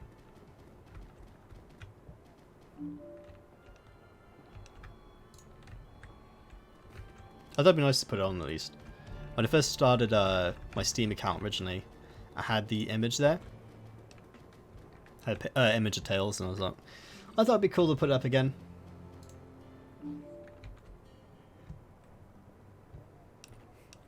As you're resetting the data tap, you notice that someone has duct taped a small homemade receiver to the system. An earplug dangles from the receiver. Put that in your ear. The sound of heavy machinery makes it difficult to hear the words that are being spoken. After a moment, you find you can make out 2 distinct voices. A nasal woman who sounds like a heavy smoker, and a man who speaks high-pitched, breathy tone. Just heard Monica. Need to verify. Good for us. A sound like a conveyor belt starts adding to the noise of machinery, and you can't make out anything else until it comes to stop a minute later. Think our next step. Wait. Isn't ready to make a move yet. To be patient. See who steps up Could be someone more conveyor belts start up. All you hear is the sound of machinery. Some sort of motorized vehicle starts up, drowning out everything else. A bell rings loudly again and again. It sounds like a telephone. You hear the sound of a door slamming shut, and the noise of machinery is suddenly muffled. There's a rattle of plastic, and the ringing stops. The nasal woman's voice can be heard again in the sing-song tone. Guten Tag. How may I help you? Silence. Her voice changes, becomes more businesslike. I heard. Yes, he knows. I told him it wasn't time to make a move yet. What do you think I am? An idiot? The council needs to meet again. I know. Getting everyone in the same room is challenging. Getting them to agree on a course of action is going to be even more challenging. From my perspective, the cruise was only stable because of her. If she really is out of the way, well, we'll see, won't we? Yeah, I know. What can I say? Things go slowly in the flux sometimes. You hear the sound of a door opening again. And the cacophony of machinery fills the line. You can't make out anything more.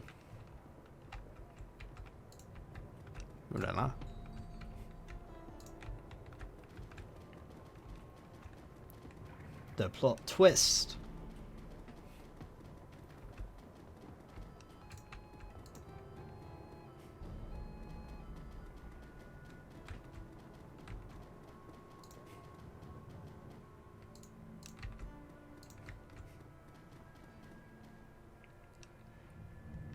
Welcome back. How may I serve you?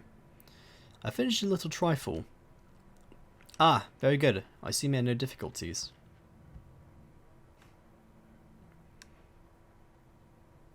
Difficulties? No. But one of those taps have been modified a bit though. Someone was using it as a surveillance device. He laughs. Of course there were.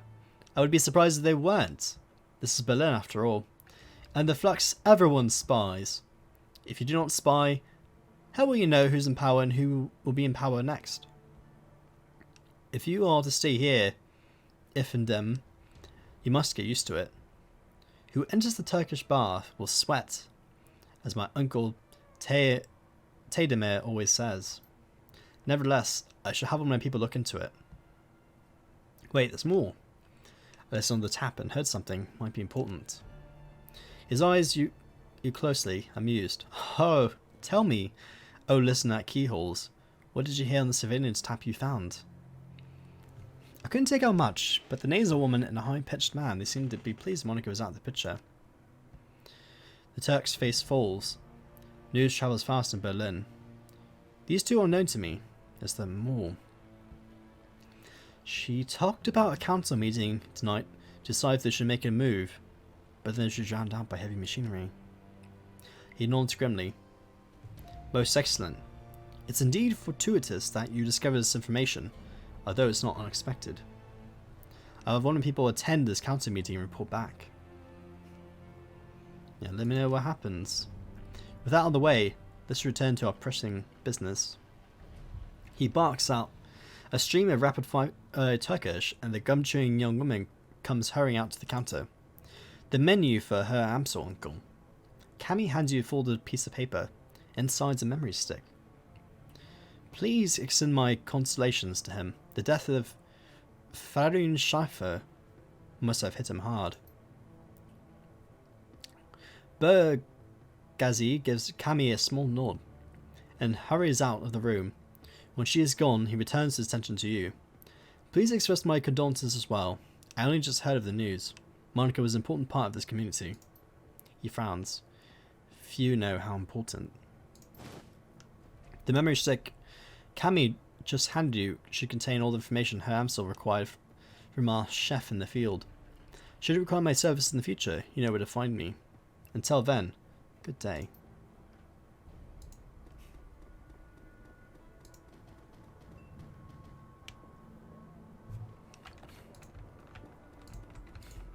Boy.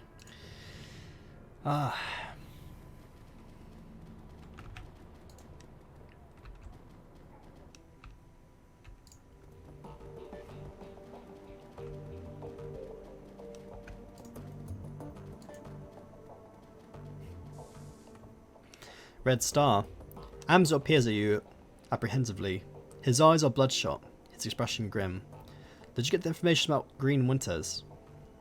Yes. Let us see what his agent has to say. Amzel snatches the memory stick from your hand and slots in the computer terminal. He navigates a series of command line menus, and a wall of amber text floods the screen. Ansel scans it, mouthing the words as his eyes flit back and forth. Burke Gatsby's agent tailed Green Winters to a hotel in suburb over Keats called Drogenkeep. Drogenkeep. The hotel is called Das Kesselhaus.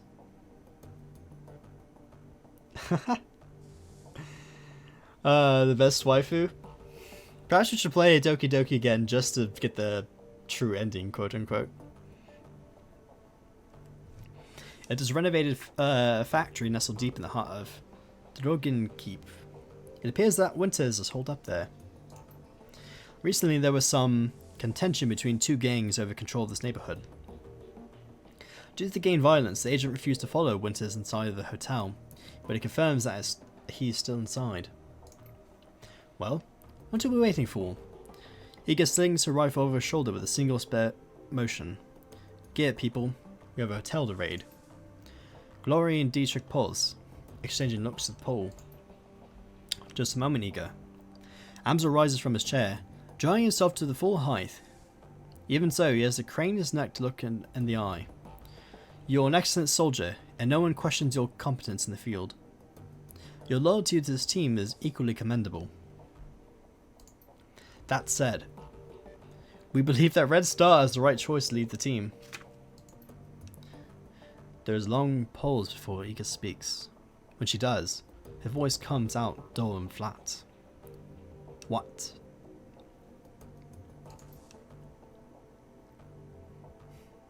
There is a true ending? Yes, there is.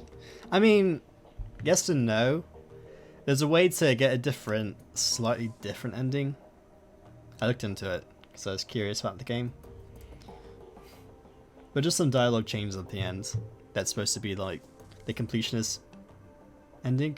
I saw it uploaded. What, don't you want to hear about Red Star and his trepidations in the Shadowrun world? Not mistaking this decision for a reprimand. Monica still considered your contributions to the team to be invaluable. But we all know that she wasn't comfortable putting a soldier in charge. Iga speaks through clenched teeth. Her words are measured, but her expression is livid. That's unbelievable. You want to put the rookie in charge. Again. She shakes her head. Don't you people learn from your mistakes? Red Star's the reason we're still alive, Iga. He kept us together. He'd let us out of there in one piece. Making him your golden boy. She sounds tired, resigned, but above all, disappointed. There's more of your flax state idiocy at work, isn't it? Dietrich reaches out, puts his hand on her shoulder. It's what Monica believed in. Iga's voice tightens. For a moment, her control slips and face contorts in grief. Yeah, and look where that got her. She strains at full height. Oh, that's pretty good. Big 2. Let me give you a piece of advice in the field. Only 2 things matter. The mission and survival. Everything else is a distraction. Your ridiculous politics have no place on the Shadowrun. Dietrich manages to smile. What can I say? We're German. We have a history of strong political views. Iga sighs. The tone of resignation returns to her voice. Screw it. Let's put an end to this. I've got the skill and experience to lead this team. Red Star, on the other hand, was appointed by Monica as a joke. Excuse me. If you'd rather he take the lead, I'll abide by that. But I want to hear each of you say it.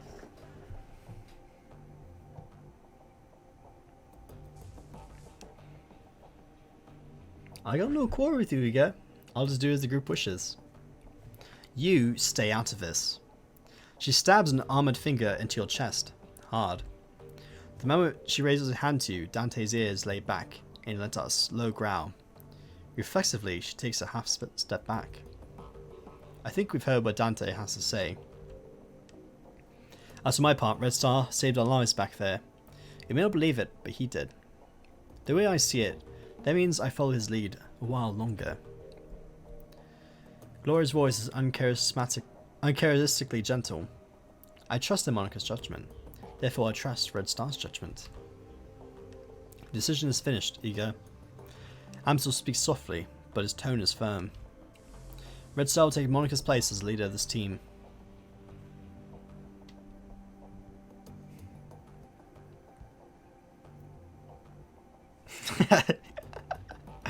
Great. Can you grab me a soy card? Ego's eyes narrow. Do not screw with me. She looks from Dietrich to Gloria to Amsel, finally down to Dante. Alright, fine. She shakes her head in exasperation. Her voice is heavy with defeat. Looks like the rookie's in charge. Again. We can talk about this more later, Ego. For now, we have more important things to deal with. Her expression remains stony, but she gives you a small nod. Yeah, okay. I have transferred the information that we received from Tung to the computer terminal next room. It used to be Monica's personal workstation, Red Star. Now it is yours. Monica kept a variety of notes and dossiers on that machine. I would suggest reviewing her notes when you have the time. Amsel turns his attention away from you and back to his computer screen. Good hunting. I will eagerly await your return. I wouldn't suggest driving to Jogging Keep. The roads aren't safe. Taking U-Bahn would be faster anyway. Thank you. Ego nods, then turns to check her equipment. The rest of the group disperses in turn. An unexpected accident goes back to the... We're not stolen yet, we don't get to go bring it to the gulag.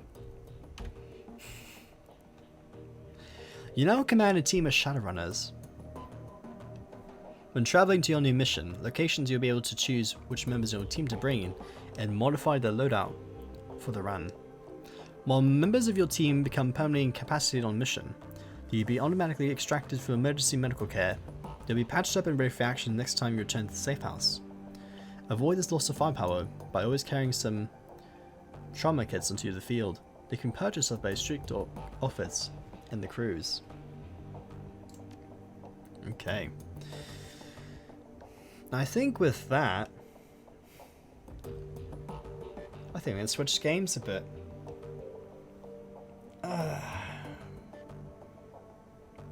Better if we get an hour and a half. Well, yeah, actually a little bit longer than that.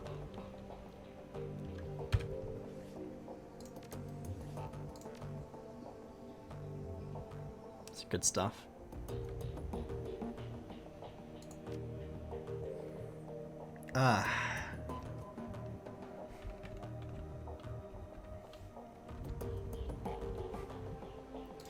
So I know that one thing I'm going to go and do is, yeah, we're going to switch games real quick. Because you know what I'm in the mood for right now? Some Hearts of Iron 4. Would you like to see some Hearts of Iron 4?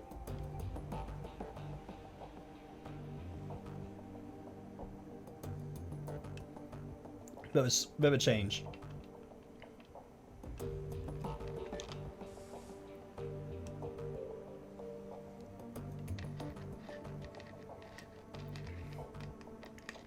I'm actually a bit in the mood for some strategy.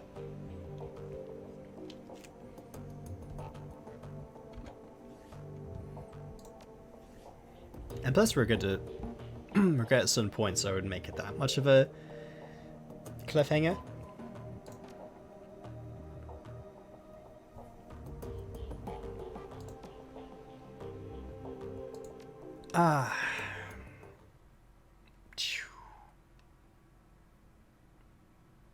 Put it with the Kaiserreich mod? Okay.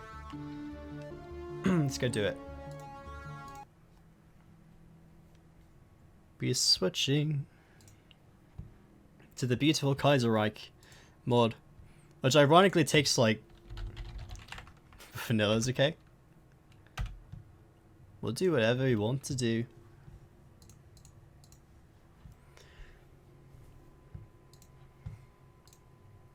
Or do we want to play the Kaiserreich mod? Because there's a few mods we can play.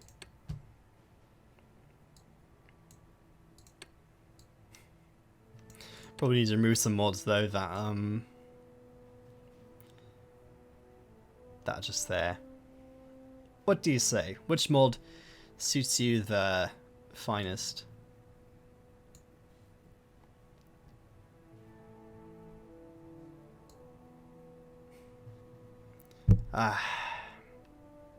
Kaiserreich? Kaiserreich? Or straight up vanilla?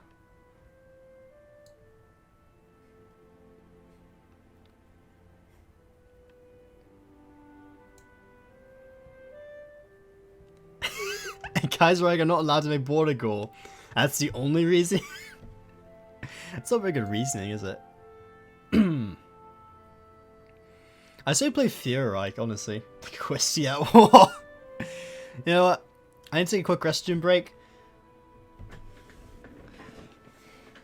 And we'll choose the next mod for the next game for Hearts of Iron 4.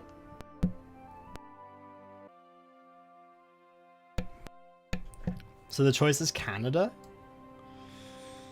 Okay. We'll be the Canadian man. See if I can get the classical mod working on this game. Home and native land. I didn't know secretly you're truly Canadian at heart.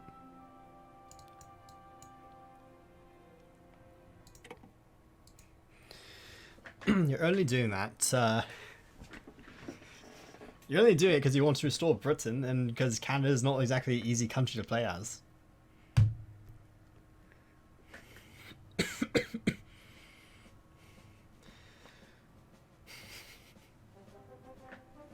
We're also playing the classical mod, Sun Pack. For copyright reasons, honestly. Because you can't copyright classical music. At least that's the general rule anyway. We'll see how it actually applies.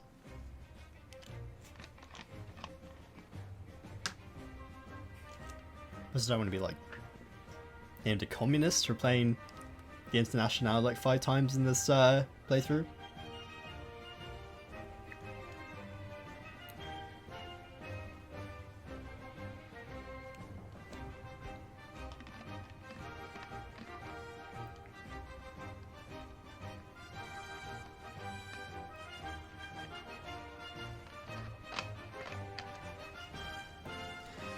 Okay. You want to play as Canada? I haven't played as Canada in a long time. So a lot of things have changed since the updates. Or we can play as Hermann Göring in the middle of Africa and just fall apart. Is that a thing? Death to the St. Nicholas. Okay, my dude.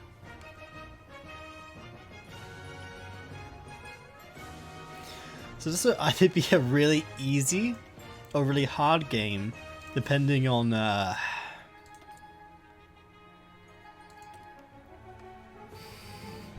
depending how the United States goes. Reclaim the homeland. Okay, the only wish I have for the Kaiserreich is that you can actually keep Britain after reclaiming it, because it becomes its own separate country, and you can't just like combine Canada and Britain together, which is a huge disappointment. But we will be Canada, of all things.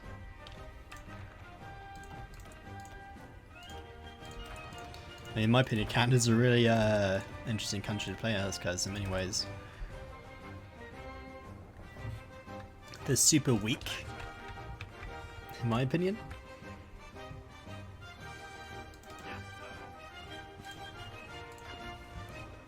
And half these garrisons just...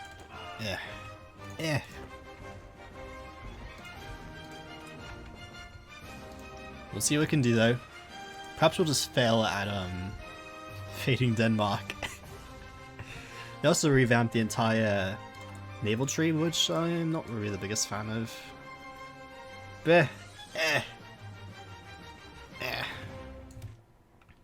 I could play as UK again. I mean, once you restate the Union, but it's like,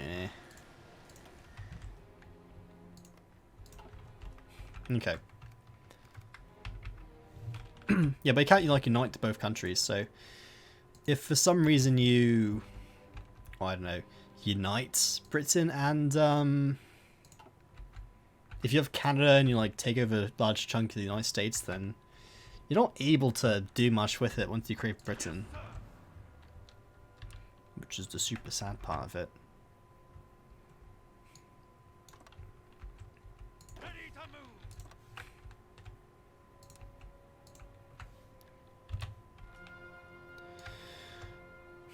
But regardless, we will do our best to play as Mr. Canada.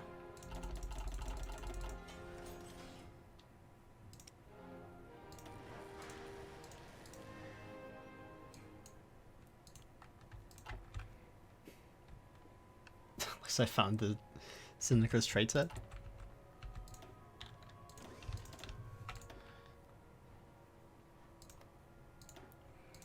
Well, you asked me to play Canada, so there you go. At least you get the general staff of Britain. I think you're only missing one person. There's only one person in the unit Britain that's still part of the general staff in the original vanilla game. Which is good. Good stuff. Anyway, I can put Montgomery in charge and let him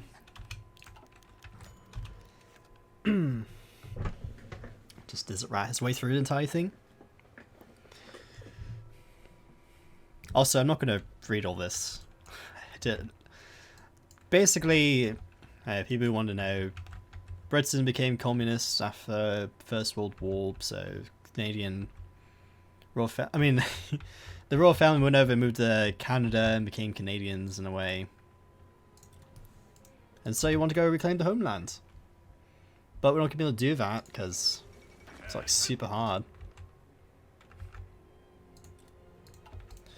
In a lot of these years we're going to be spending time to prepare as usual. The real question is though, are we going to what faction are we going to choose since we're doing the King's Speech?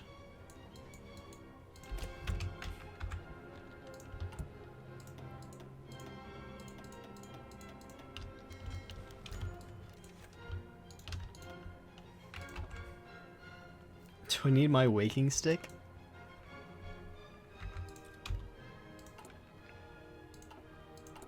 No, my dude. Actually, how badly are we on power? Really bad.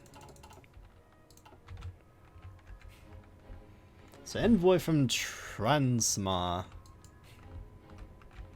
Which, you know, is over there. So, like, maybe help him or not? Actually, that was a misclick. That's okay. Whatever we did, we probably gave him... Yeah, probably gave him some equipment or something. Or just told him he was an old tyrant. Which is fine by me. But we're going to liberate Britain. To leader of a... I know I'm the leader of a faction. I do stuff as leader of the faction.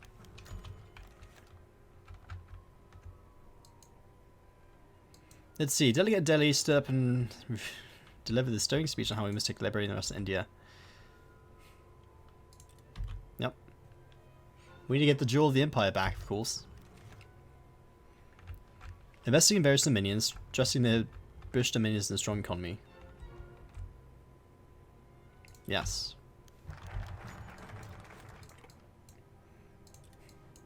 The heir apparent.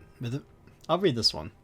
With the father dead, Edward the Prince of Wales will be coronated King Emperor in the British Empire. Two large factions within the Canadian political sphere coalesced. One led by the Prime Minister who seeks to develop and refine Canada's industrial strength and harvest resources over foreign policy.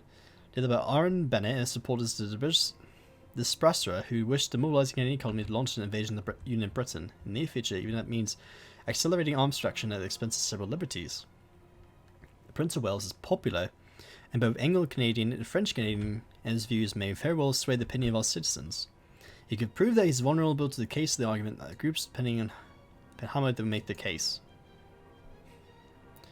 So, we can enact both, or just go to a bit of dictatorship. Yeah, I'm not going to comment.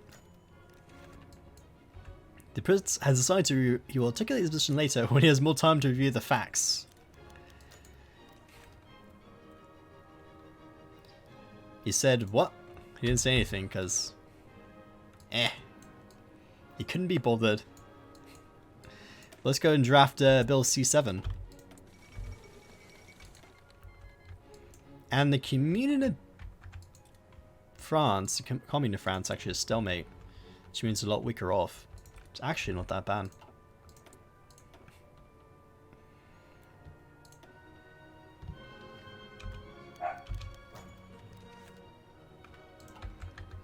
The final speaker of the day, delegate from Australia, stands up and speaks on the need for scientific investment.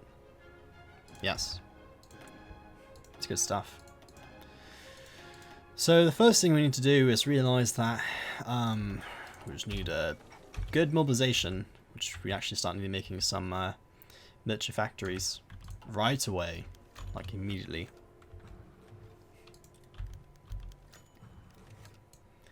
And our king has been coronated. Luckily he doesn't have the inexperienced imperialist modifier, which sucks. But Bill C7. The ad hoc and difficult task of strengthening the Canadian industry, integrating the Royal Navy, and finding a place for hundreds of thousands of British exiles is a trying test for Canada. We'll probably make it a...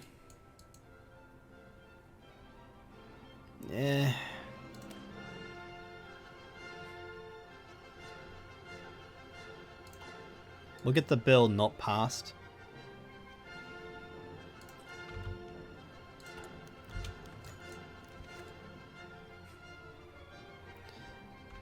We'll see, I might even fail at that. Because you have to read really in between lines trying to get some of this stuff done. Give us some size, efficiency.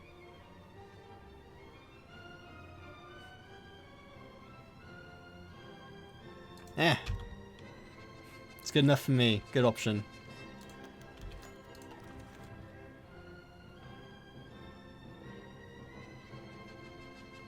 And we need to conscript literally everyone. He denounced the proposal, conscripted law, vowed to use all tools at his disposal to prevent corporate men from dying in a British war. Oh no! Bill C7 is not going that well.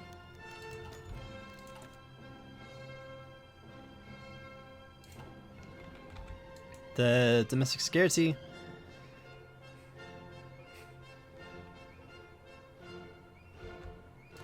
Secret police? Probably. We're just that kind of government here.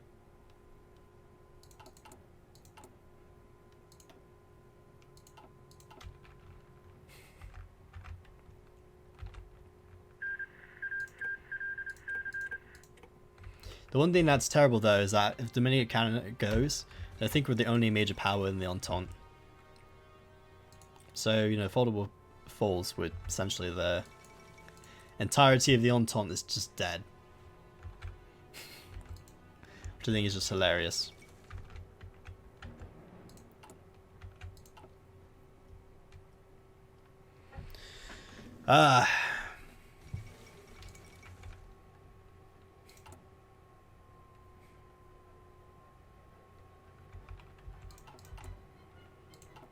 I try to make the bill as terrible as possible so that hopefully it will never pass, but it'll depend.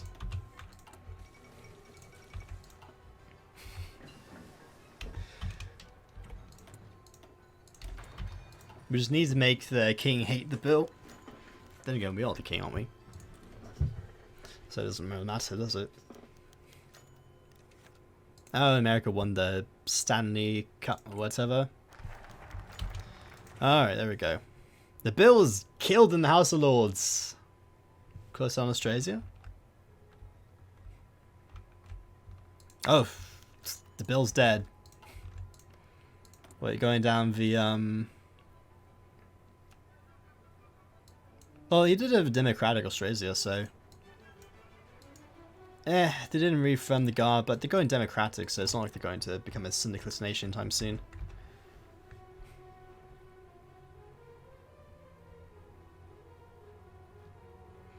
Let's see, we can either support either party or just say no.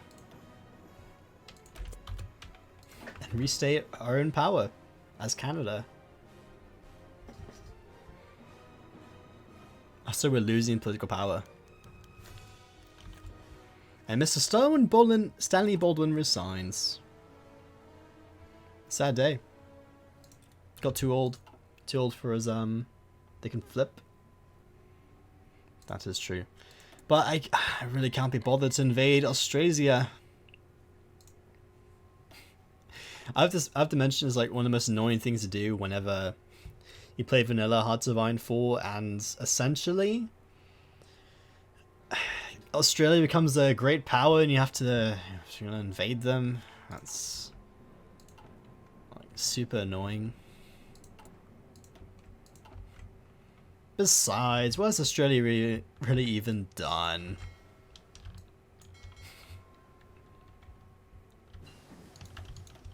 I can't be bothered about Australia. We have Britain to go retake. By first taking over the Americas. I really hope they don't compromise, because that would really ruin my plans of having a strong Canada. So I have to play things interestingly.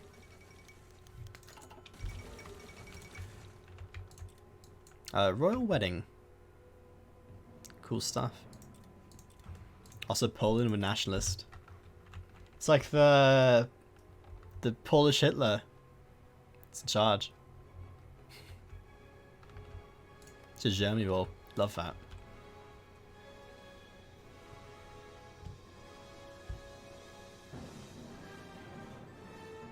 Oh really? Oh. Well, boo. Lift martial law.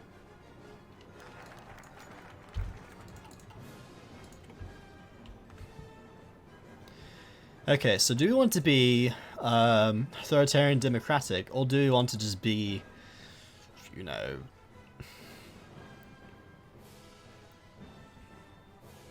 shall be guided by the king, or, you know, just go to autocrats and just, yeah.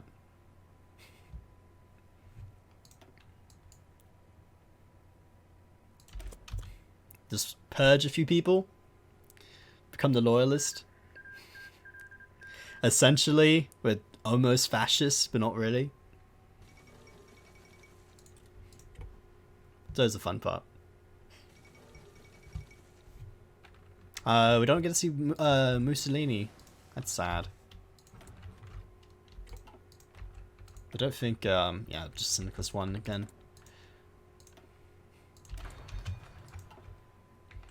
That's the sad part about these mods. I mean, some of these mods anyway. The Totalists are like the fun people, while, yeah, just regular Syndicalism is just the uncool stuff. Because I had one time in a game where I've just, Mosley was put in charge of the Union of Britain and it completely fell apart. It just completely falls apart and becomes United Kingdom again. It's like, oh, okay.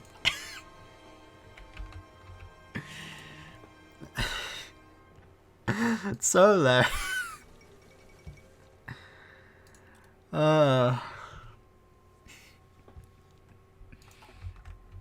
It was too good.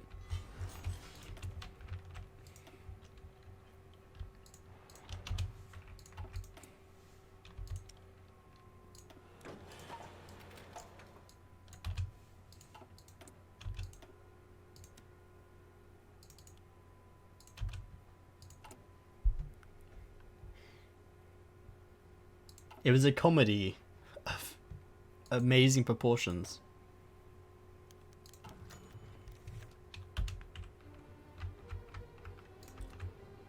Blood on the streets of Shanghai. I've actually got this one before.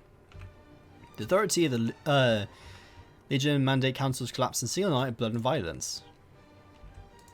Did you get like Mao Zedong's wife?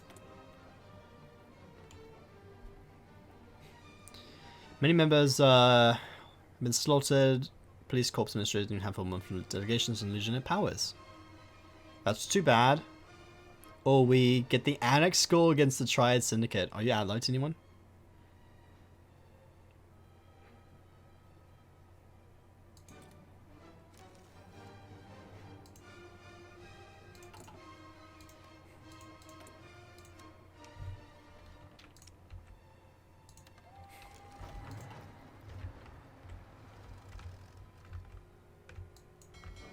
Well, boys, I think I know what we're going to do first. That's by Cunningham in charge. I doubt you actually have a sizable navy. You have 0 ships. Yeah, it should be a cakewalk. Yes. Well, I mean, if you do play action-wise, then it's easy to do it. Otherwise, it's like, meh.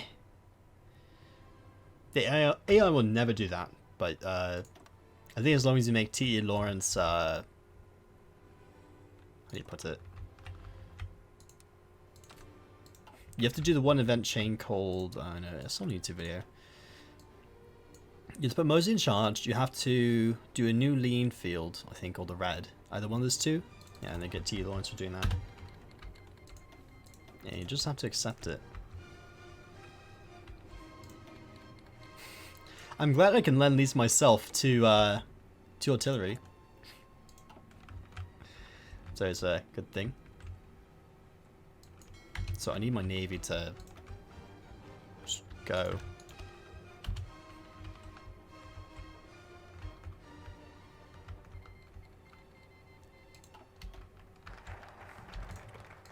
We'll be purging Canadian resistance.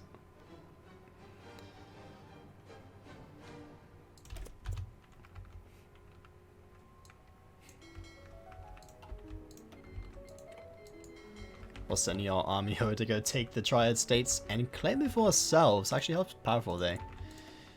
Oh, they're putting Mao Zedong's wife in charge. That's a bit sad. We're going to kill them all. I wonder if our allies will just do it for us instead. Oh, yes, they will. We probably don't even need to do this, but Canadians lead the charge.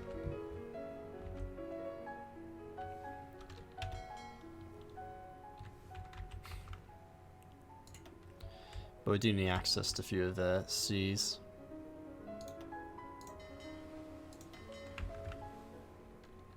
We actually need something that has long range, because it's not going to work a bit.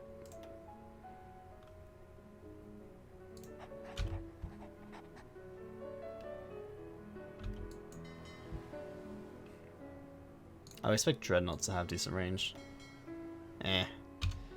This sucks.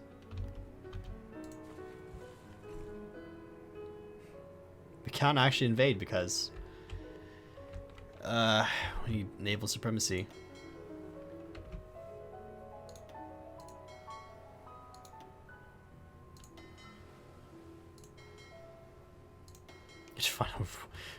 What navy actually has range here? I'm kerfuffled. Is Chevrolet goal? Unless they denied it. Yeah, they denied it.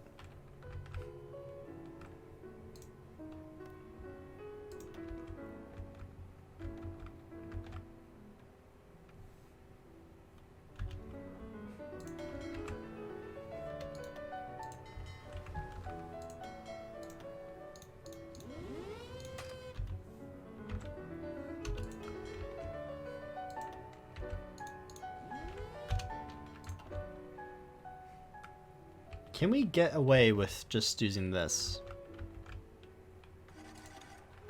No. Germany would have it? It could be just a random event. Because either they can choose to get the war goal or not get the war goal.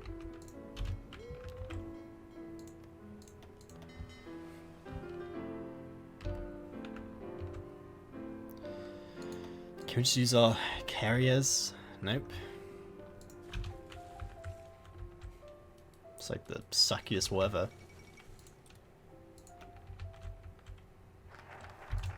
Can we get military access through Japan? That's our next idea. No. Philippines? No. Well, did you actually have Hong Kong? Can we reach that at least? If we can reach Hong Kong, we should be able to be solid. You know what? That's fine. So here's what we're going to do. We're going to edit this terrible, terrible plan that just absolutely sucks. And we're just going to drag it over here.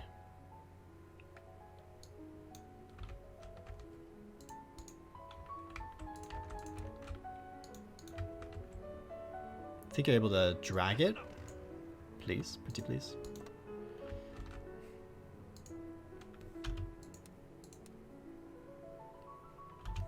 Okay, perhaps you have to do it the other way. It's okay though. They don't have an army really. So you're going to take the two of the Canadians' finest and only Marines. And just invade Hong Kong. We need our Hong Kong back. Conscription riots? Screw you.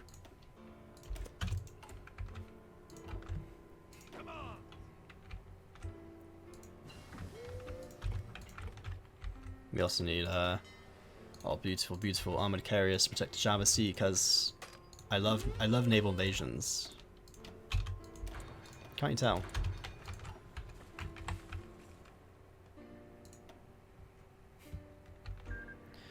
Okay, my dude, let's go.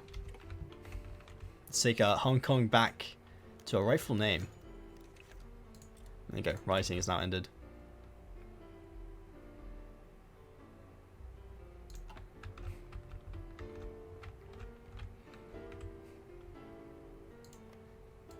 Time to remove Mao Zedong's wife from power. So then again, it's like the most amusing thing possible.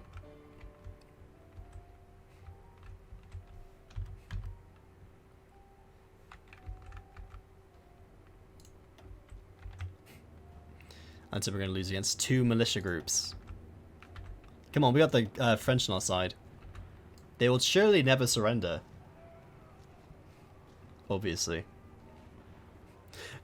Our Canadian forces don't have any organization, but you know what? It's fine. The French will do it for us. See, our commander's in charge, therefore, it'll work out, I promise you.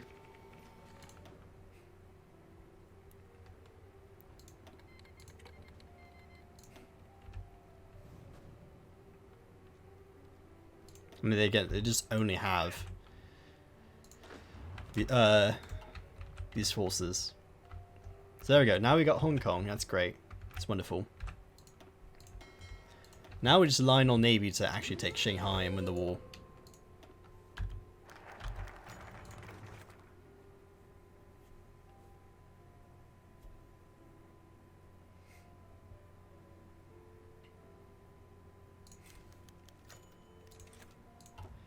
Okay. Now, next invasion. Time to take Shanghai. Just take it. It's our request. It's all Shanghai. That's it. One stop to Shanghai. The Canadians will take back the legionary cities. Get back a few colonial holdings while we're at it.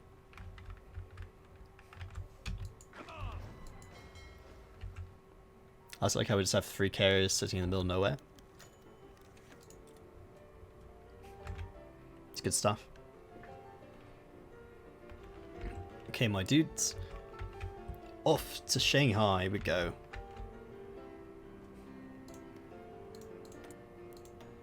Coastal protection vessels. That's not going to save you from being just absolutely stomped on. Oh. Well, there goes the United States.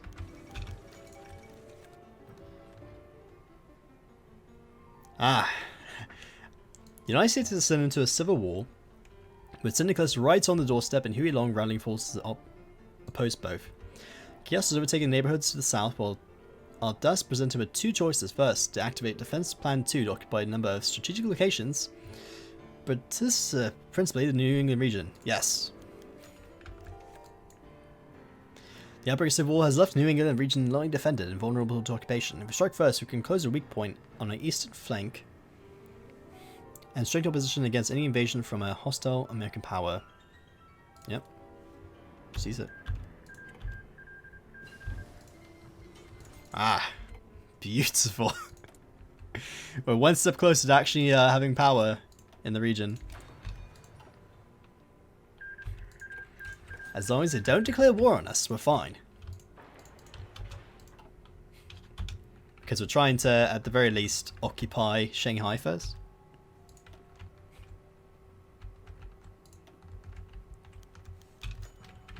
Ah, and we also seize Alaska. Oh, my name is so beautiful. Canada is so great.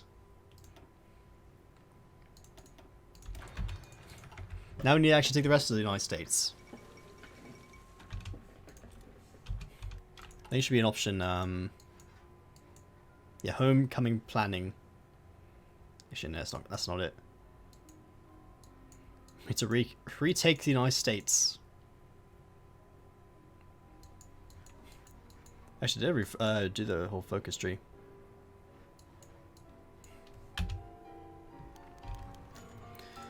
There we go. So, I own America. We own New England now. We set up a puppet government, or we just don't, because we actually need the manpower.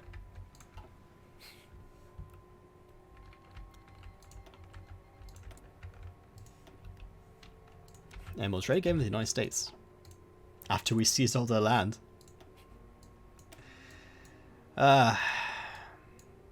It's good stuff. If you actually had political power, it may not have been a terrible thing to just declare war on St. Nicholas of America. But I don't think there's an option to. Unless it's down here. Yeah, there we go.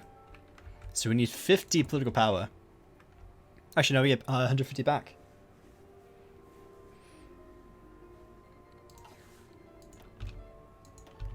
Betraying the colonies, you need to retake the UK.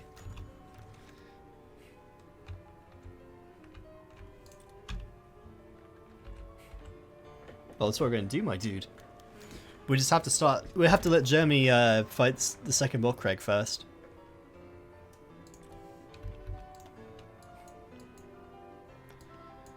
We get so much PP. Oh, it's so funny to say.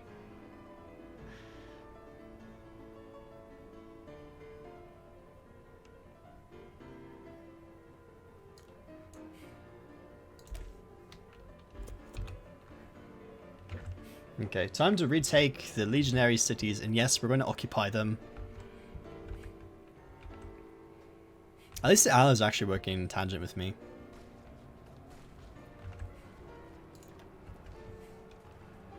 And, you know, police officers don't really work that well as a military force, so Shanghai is just mine, obviously.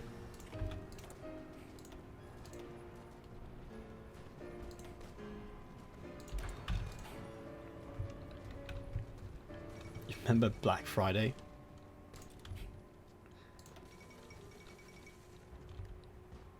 You mean Black Monday? St. Nicholas is supposed to the Philippines. Yeah, I know, but Germany tends to win like 40% of the time.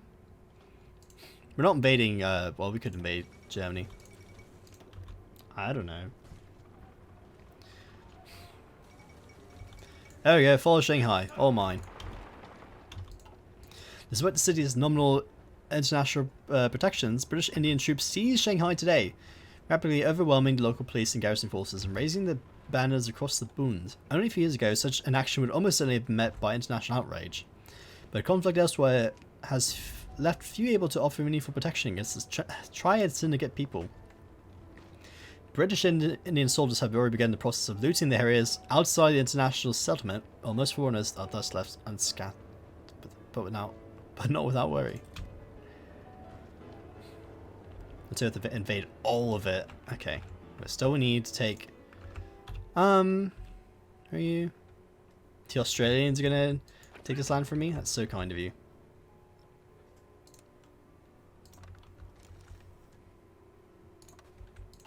How many points is this actually?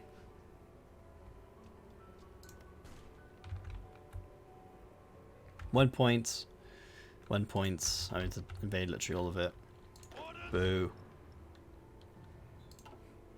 But we're going to assume that our allies are actually competent enough to not let them fall apart. So we're just invading Bao instead.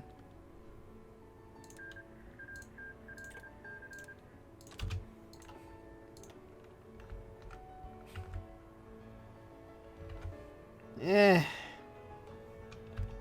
Oh, they failed. Boo.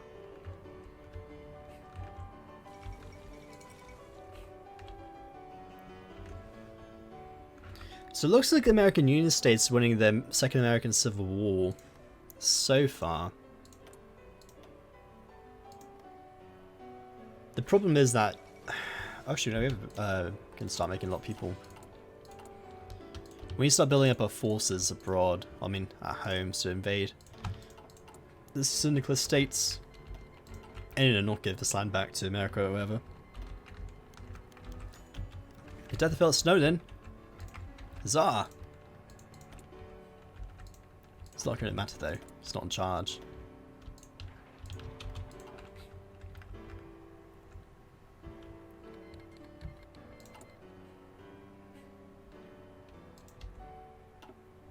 Oh, you know what? They have this land up here that was worth 20 points. Yeah, we need to invade that actually.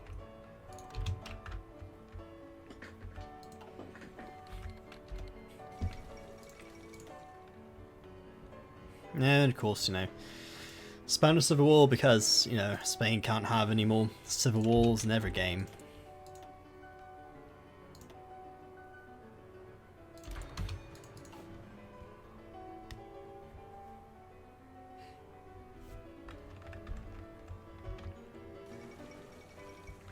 Nationalists take over the Netherlands. Well, I mean, the Queen's still in charge. But I don't think she looks very happy. 11% of the political population is fascist.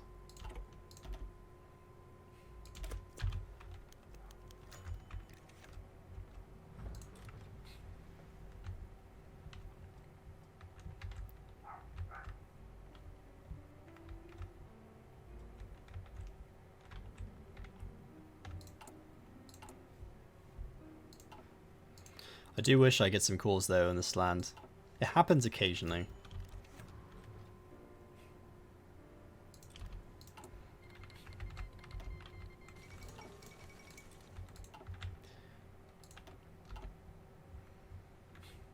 Look, the Australians are trying again.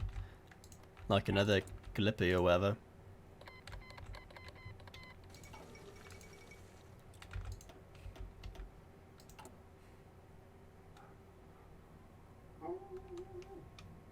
Please ignore the dog in the background.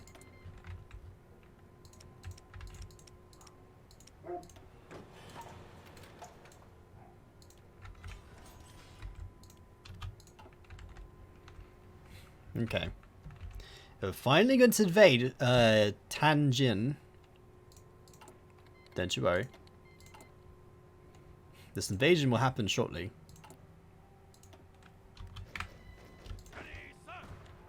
But first off, we need a bit of an army here to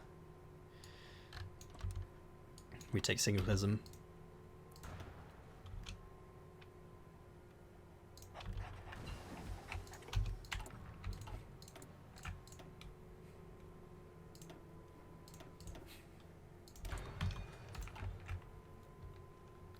Are they technically my colonies? Because they're allies, actually. Because the, yeah, I don't actually have any, subjects. They're all just technically allies.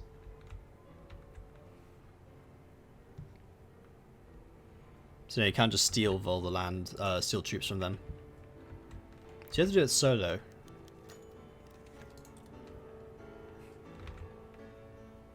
Anyway, time to finally end this war that took like a year.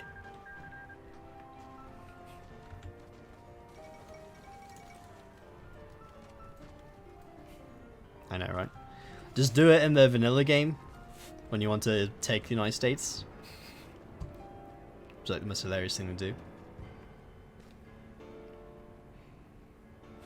Hard to find fall, there's the achievement, which is Britain, you just basically invade everyone.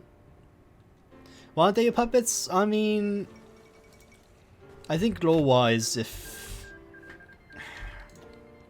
the British Isles are not exactly in your control when everything is falling apart, you don't exactly have things work your way. So if you can't really control your country, then all the other states just fall apart. So anyway, I'm going to do a little bit of trick here. You want to know a hard to find full trick to playing the Kaiserreich mod?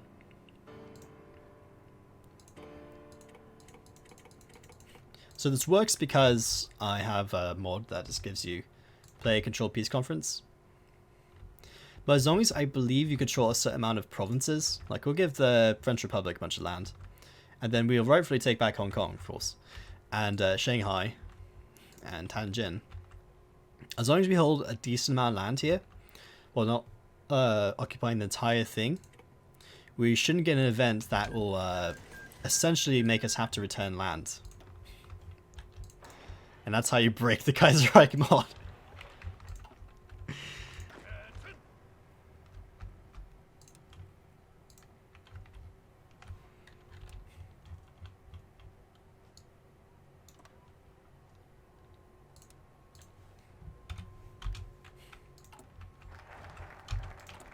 And because you don't own the entire amount of land, you don't get the event to release it.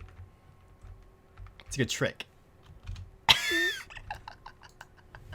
Do you like my tricks to the game?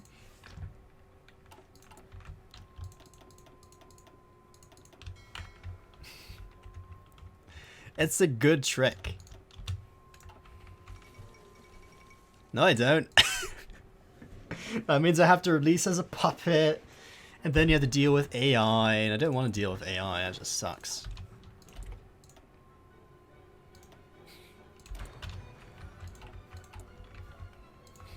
So yeah, look at that.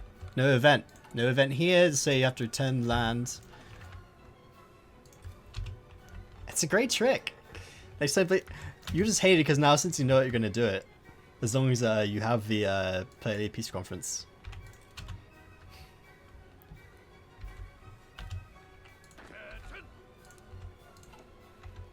Oh, I hate puppets.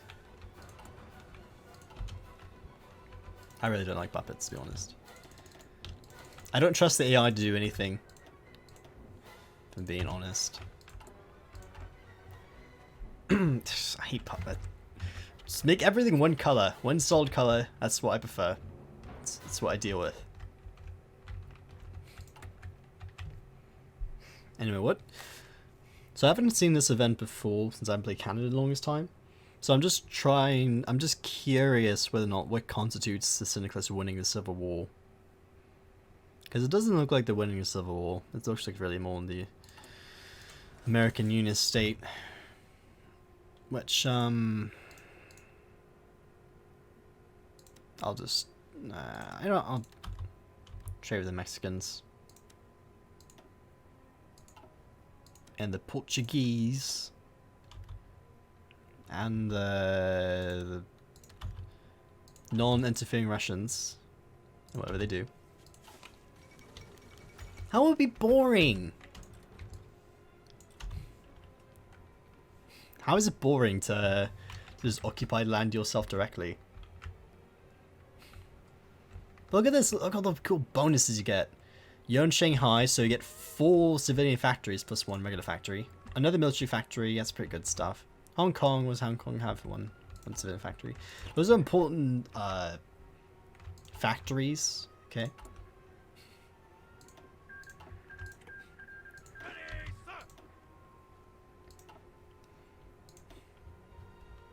I think Club Archibald need a bit of a promotion to lead the whole charge of our military. He deserves a full army. Yeah, just as you do. For invasion of the United States. As long as the Syndicalists can actually win.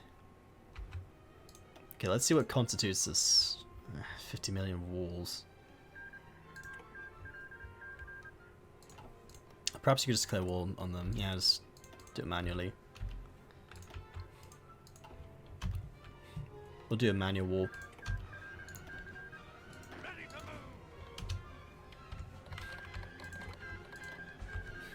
Okay.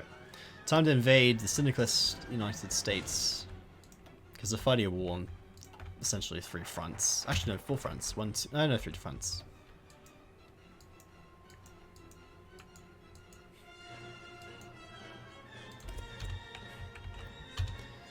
So, we'll set the entire army to prepare for the invasion.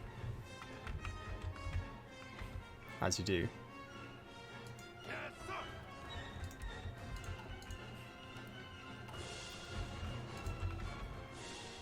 What? What am I doing now? What am I doing? That is, so bad. I'm just, invading the Reds. I want Pennsylvania. It's just simply what you do. As if you want to be successful at Canada, you need to own the United States. And then also declare war on the American Union State as well. But that's still later.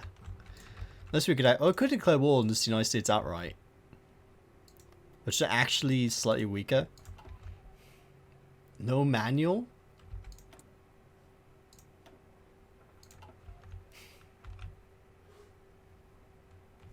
No, you can't. You don't want me to manually declare war on the Syndicalist states.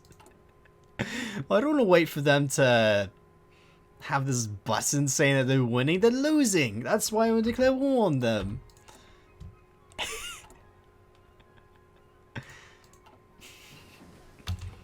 Okay, fine. If it makes you happy, let's save the game just in case. If it makes you so terribly unhappy, we won't manually declare war on the combined Syndicalist states. We're just going to declare war on the recognized states instead.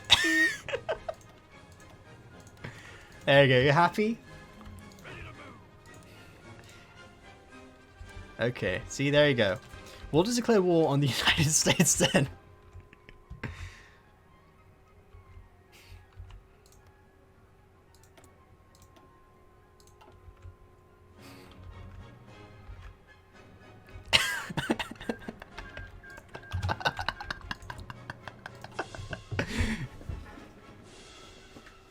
They're losing anyway, so it's actually a better idea to take them out, so we'll be at a stronger position.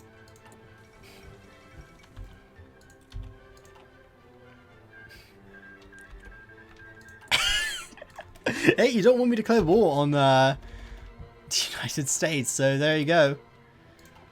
We probably actually should make our infantry not suck. So make them infantry too. It's going to ruin our manpower, but that's why we're reinforcing Empire.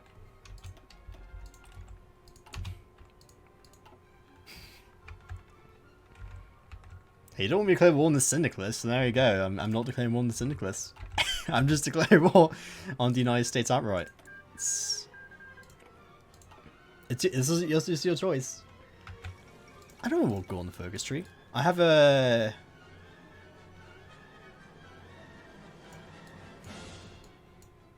The maple line? I think I have one here, actually. I think I might have removed it.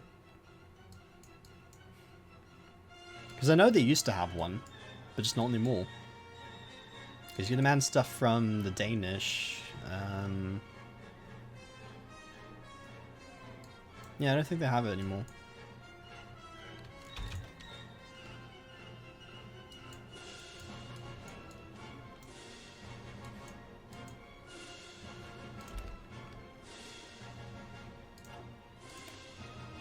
Requires public works. Excuse me? I don't care for public works, I just want to...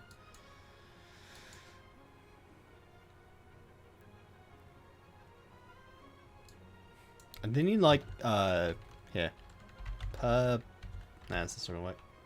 Just don't do it. No, we have to do it.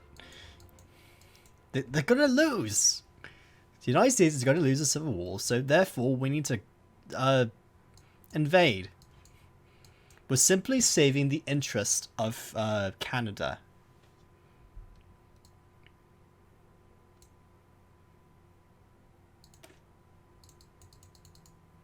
Oh wait. I've done that, yeah. Yeah, we're saving the interest of Canada. I don't know why this is the problem.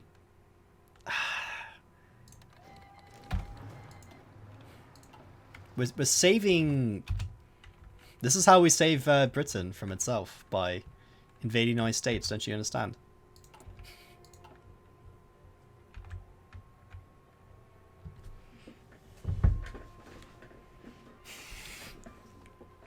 Canada is a weak country.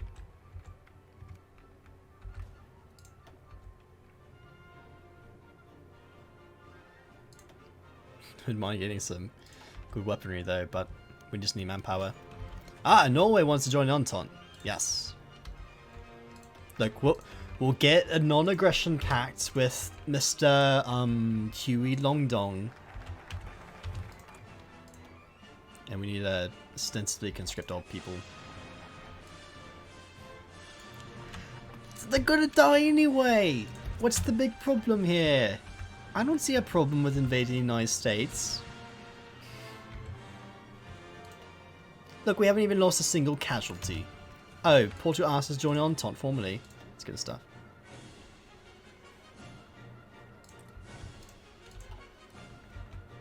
No Rocky Mountain truce. Ah, you don't need that. It's the Canadian truce that you need. Look, they're doomed anyway. I really like some Mountaineers though. Yeah, Canada doesn't have Mountaineers.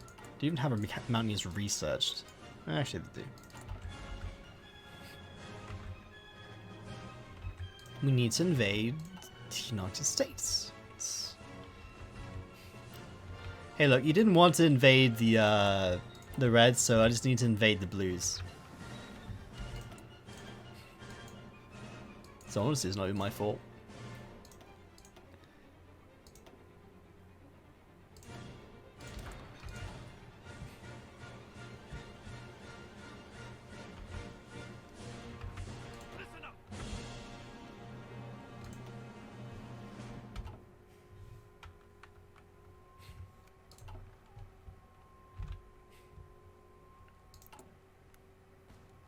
This is Canada, one state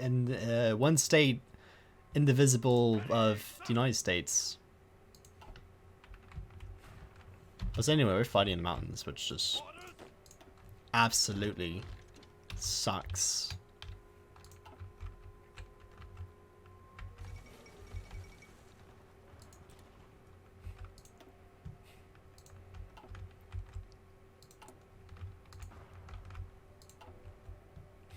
Look, once the United States is dealt with, actually, it's a good thing to say.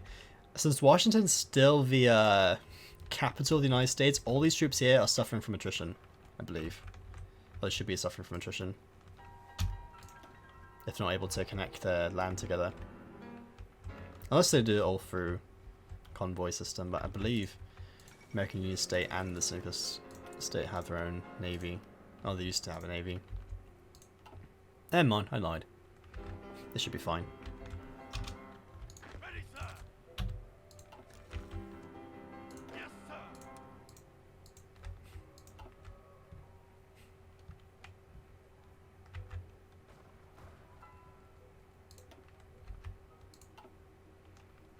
Oh, look at that! The Canada's winning. The Canadians are getting what they're due. Good thing they do. The Canadians are getting to do what they wanted to do. Secretly, they act like they're all nice, but honestly, they just want to reinstate the War of 1812 again.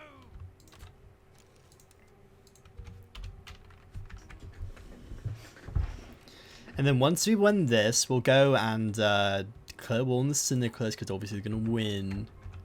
Well, Tennessee was...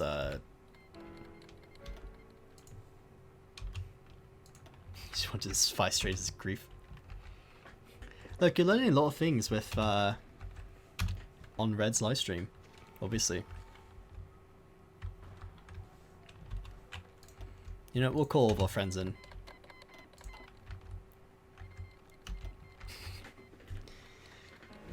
It's not like we're going to give them anything anyway.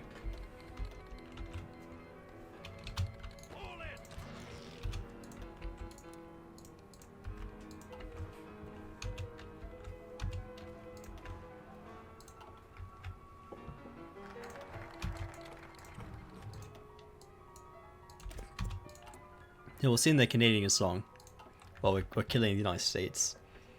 Canada, oh Canada. They do stuff. That's pretty cool. Encirclements on the United States. It's never felt so better.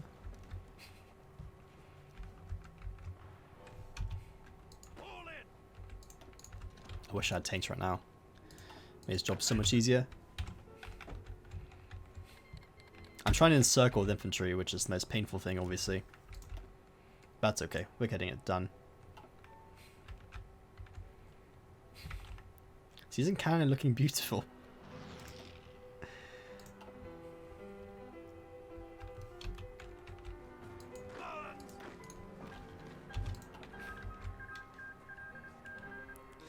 It's Canada.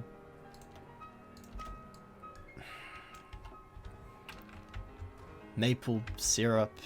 They like leaves.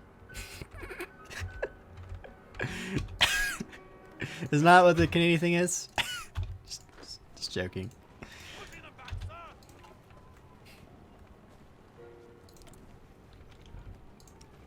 I make Canadians angry everywhere for saying this stuff.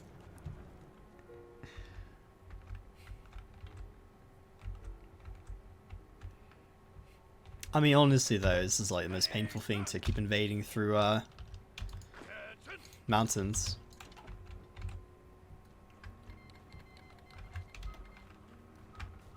Excuse me, is Greece going communism? Yeah, they're going communism. Then how? What are you supposed to do in the game if you're not allowed to declare war on anyone? The game itself is inherently random by default.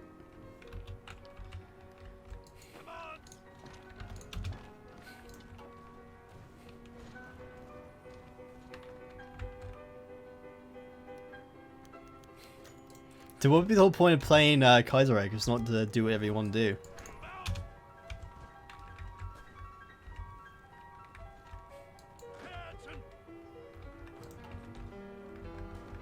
I'm surprised Washington hasn't actually fallen yet, but I believe all those volunteers the United States gets are actually defending the whole darn place.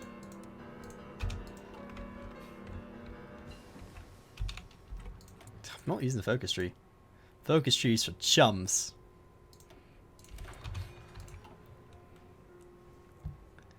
Look, I couldn't even declare war on the CSA if I wanted to. They were like, oh, you... the Syndicalists aren't winning. Therefore, you're not able to declare war on them. Despite the fact that King Edward VIII is 20% turn autocrats and he hates syndicalism.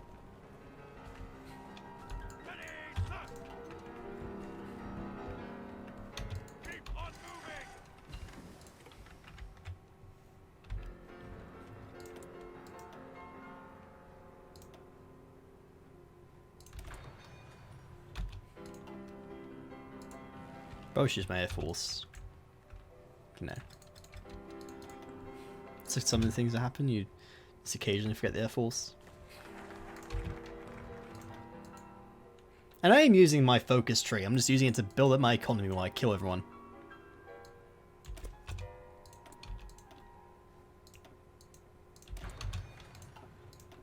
I also probably want to get some field hospitals because I'm literally killing all my population.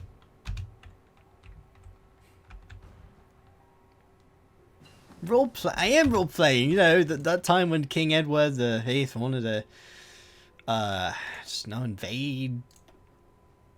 They wanted to just invade the United States. That's historically canon, don't you know that?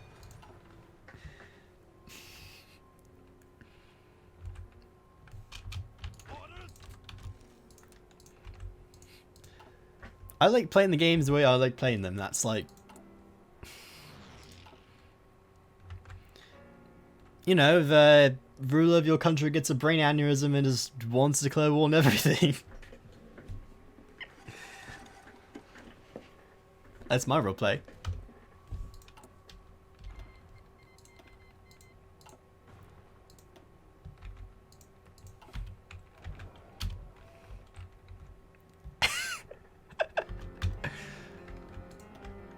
You act like this is like a sin.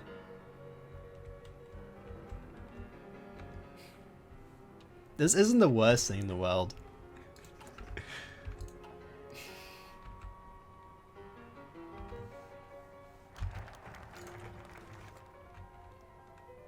Let's see. We need someone with a lot more hard attack. Artillery is pretty good. I love armor. We're probably gonna go with artillery. It's not a sin. It doesn't say that in the Bible. Yeah,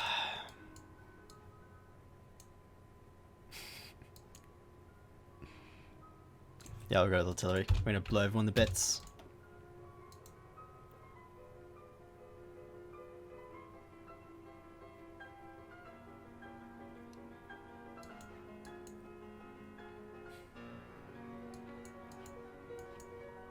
It's not heresy. Keep your distance. Orders. Ready. I hope this you become mountaineer soon. Oof. This fighting is brutal.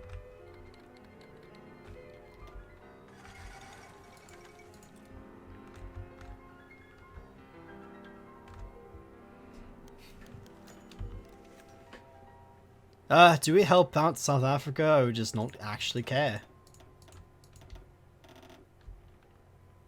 Eh, can't be bothered. Also, Hermann Göring did a really good job. Hermann Göring's good times. It also lags your game to like absolute terribleness. Did someone take Washington already? I'm waiting.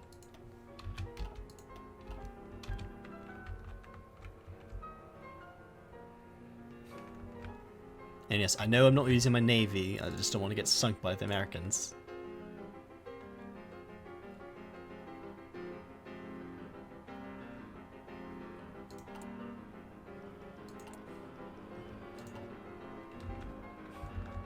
Because the United States still has a like super sizable navy, yeah.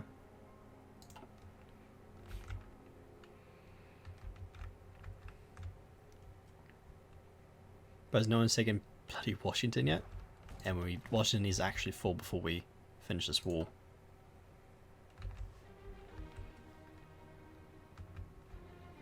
Yes, sir.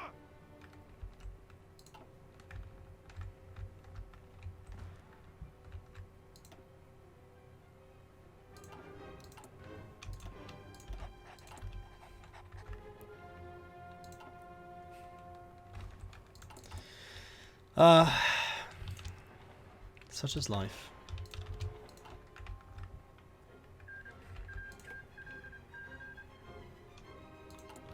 You're not gonna make some mountaineers. Screw this.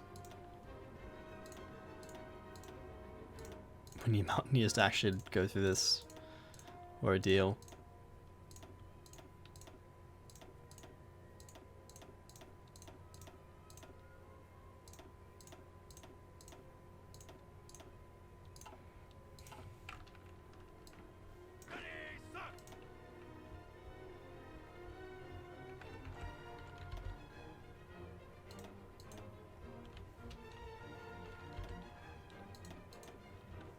Tell me not even make. How many mountaineers am I even supposed to make? It's the limit.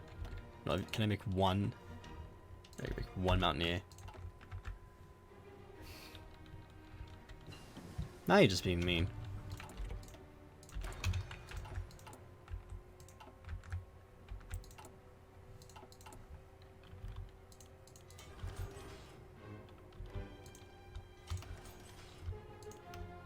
Should really organize a bit. We need more guns. Until this absolutely painful war actually ever sort of go away.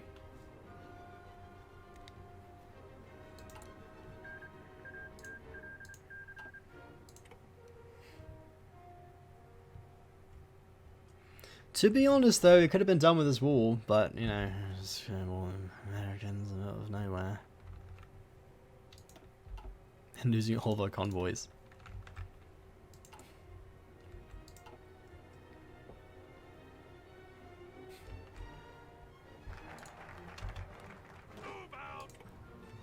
Oh, at least our general's a mountaineer, so don't have to worry about this problem again.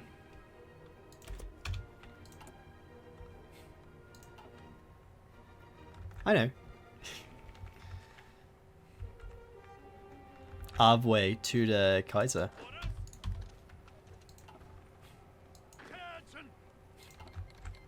Poland declared war on Lithuania. So we don't hear every day. Oh look, the Americans are here. Perhaps it's time to actually go take some of this land back.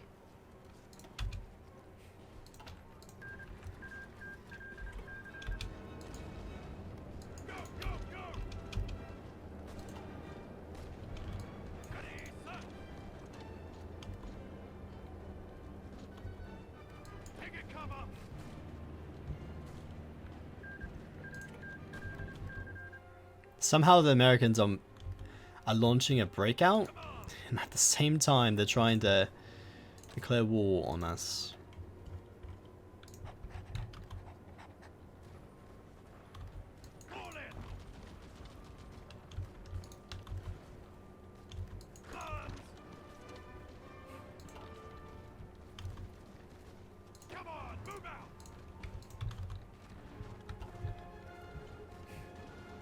And luckily, they're not going to survive, because they're not.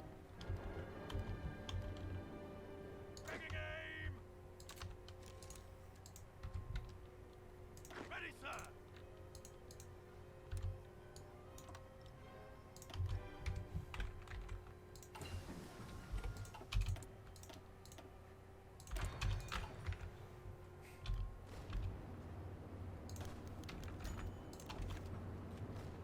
Oh, nice hurricane here. And conscription riots again.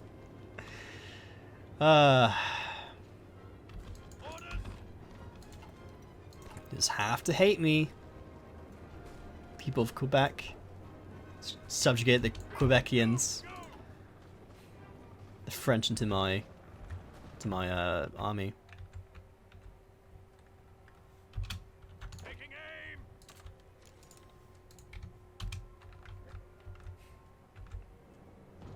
At least New York would be mine.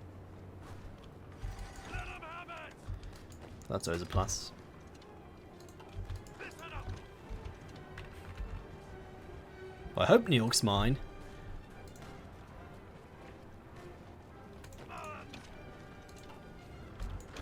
We took Long Island. And Warsaw has now fallen. Oh, yeah, Warsaw has fallen. It's just Germany now. Just as Germany always really wanted.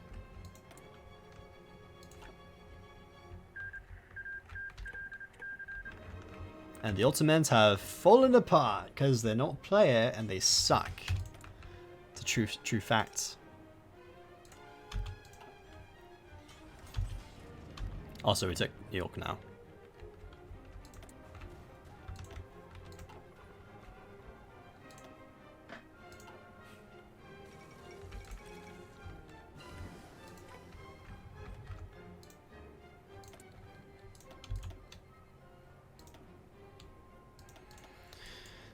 Who doesn't love a good old painful war through the Americas?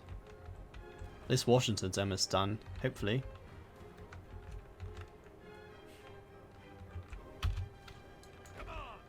I know my troops not exactly moving as fast as I thought they would.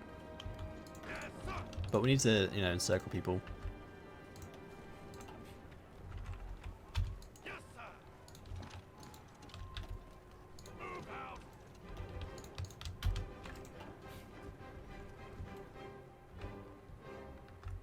Oh, we take Las Vegas. There you go. That's New Vegas there. It actually belonged to Canada, not the other way around. Listen up. Let's go.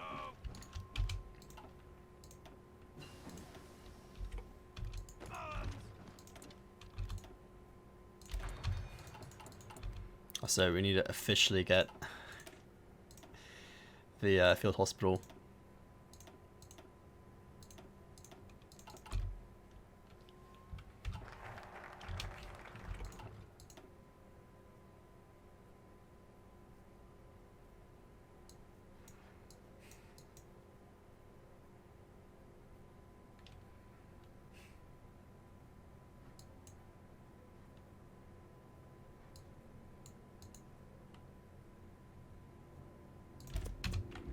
To get some naval exercises. What's the worst that can happen? I wonder.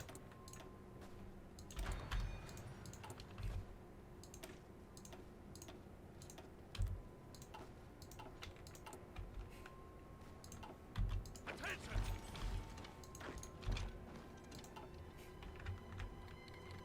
Orders.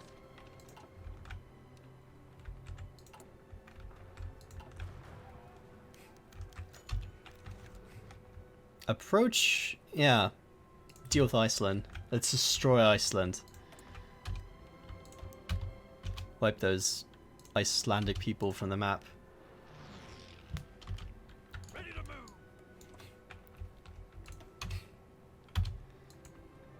Yes, sir. Listen up. Ah, I don't need a buff. Buffs are for weaklings.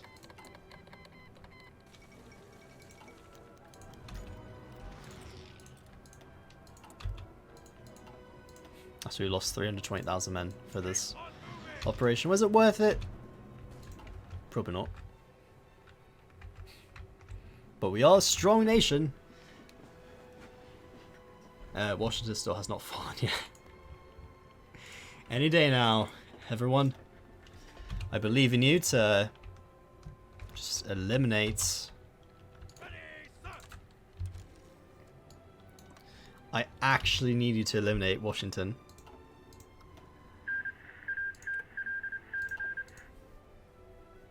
There's something that I've noticed though. United States, Washington, it's very difficult for Washington to ever fall after the newest patch.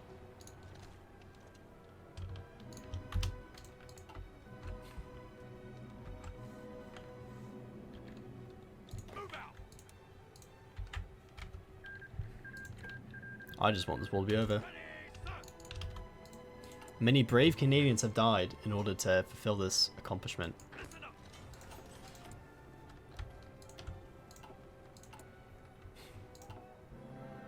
Attention.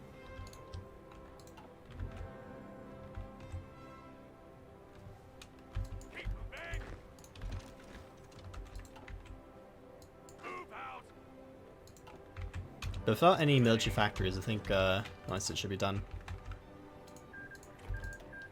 Eventually it should be done. We've taken LA. That's a accomplishment right there. Keep moving.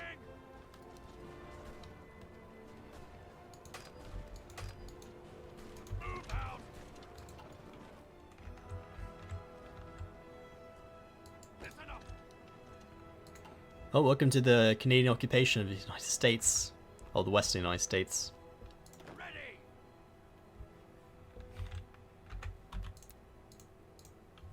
That's what happens in Vicky 2 when you just occupy all this land. We decided to colonize the Americas instead of the United States. That's what you get.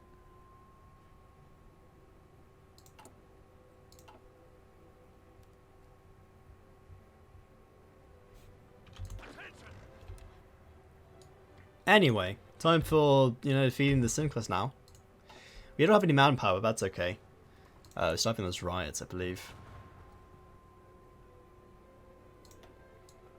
How do you deal with the riots anyway? Just shoot all the...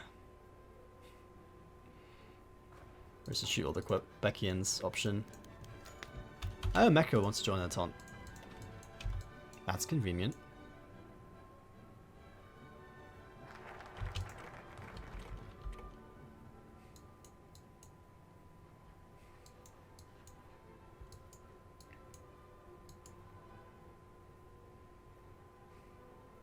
I think we should eliminate Denmark.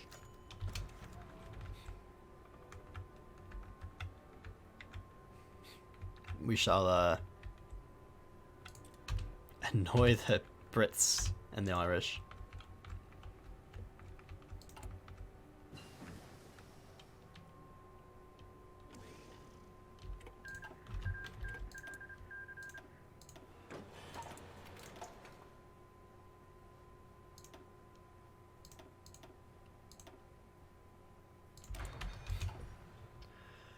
Ah.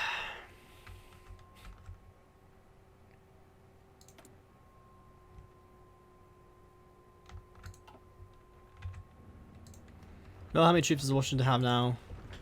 26 to... Oh, 16 to 42. So that's like way too many still.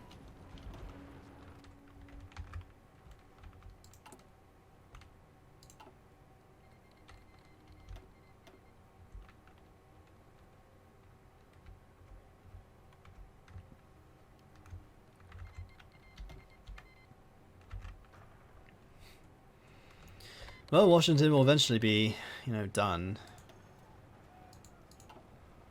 And we'll never have to worry about United States F again. Technically, the combined Syndicalists of America are winning, which is slightly worrying. I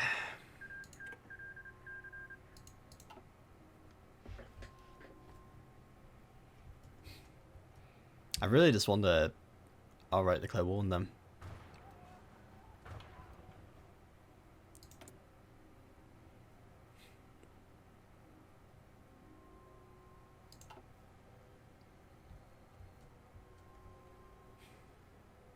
But you're trying to wait for Washington to fall. Oh, you know what? Screw it.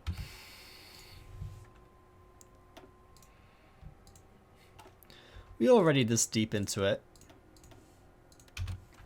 I want Pennsylvania. We're fully going into this. If the Syndicalists can't actually beat Washington, we're just going to beat Washington for them.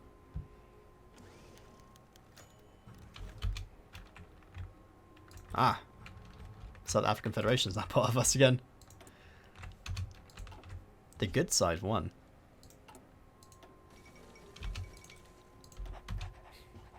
We actually need manpower though.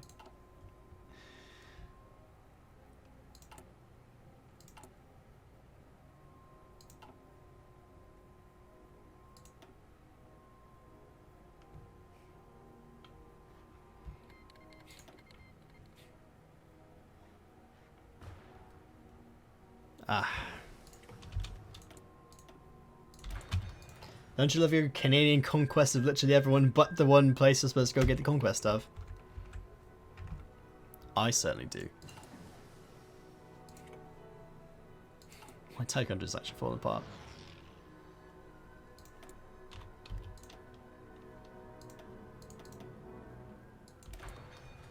I should know.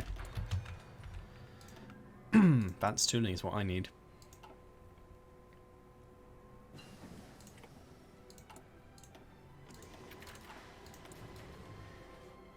Time to get the Stormtrooper blaster.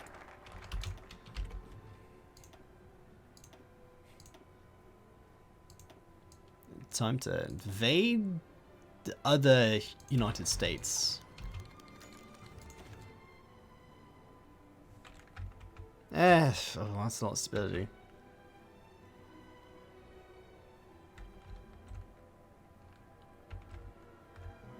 Invade anyway. What can go wrong?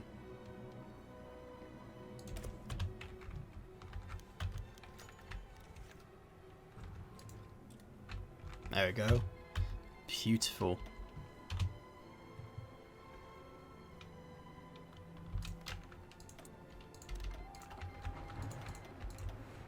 Time to the United States. Part 2, Electric Boogaloo.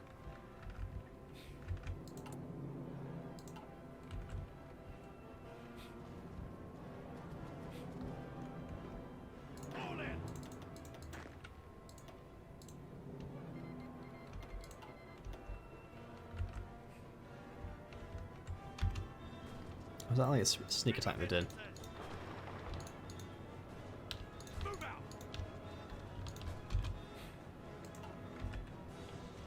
How do they own New York?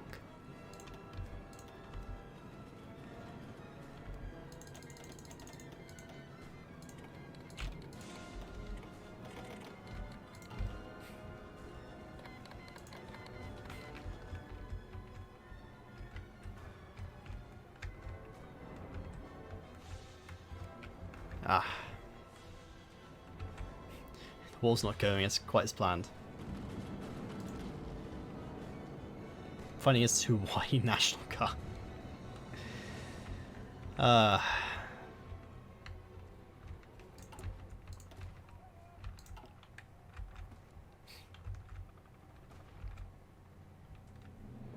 There's an opening.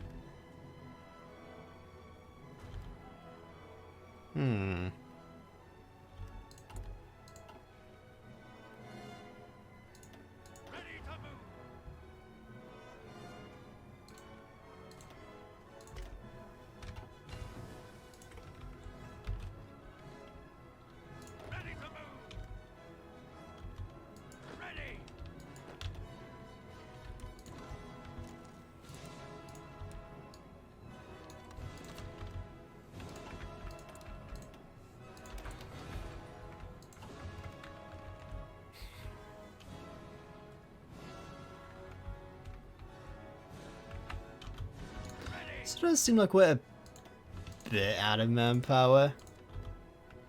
But I'm sure more Canadians will sign up to join the slaughter.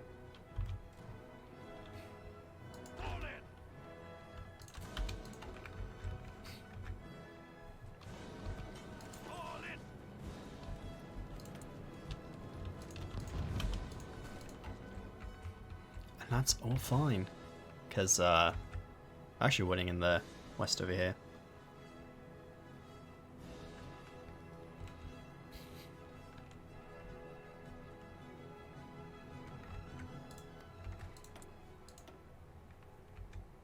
Oh, the Cyniclus are out of manpower too. That's a great sign. It's just the battle of the attrition.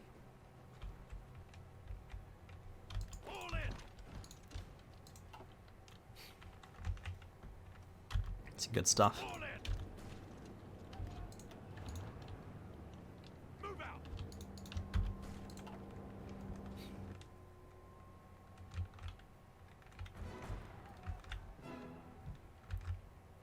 Ah.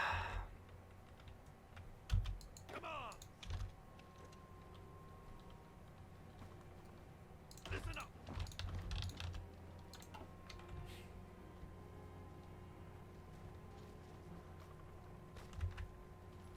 Go, go, go.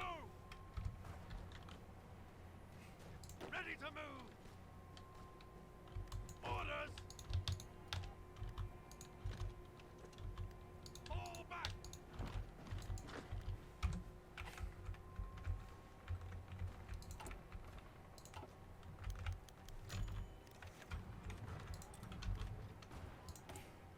I think I need more manpower.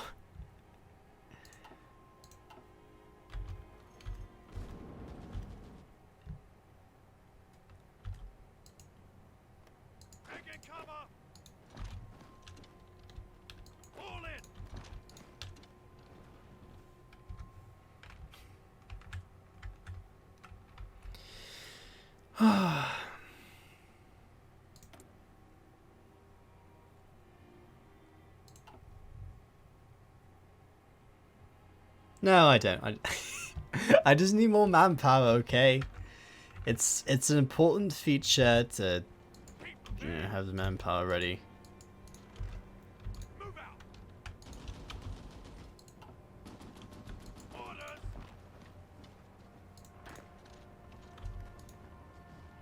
Curtain.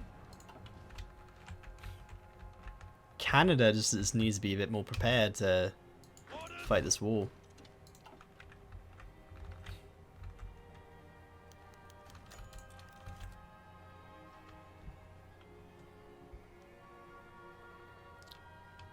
Obviously our manpower problems still haven't been fixed yet.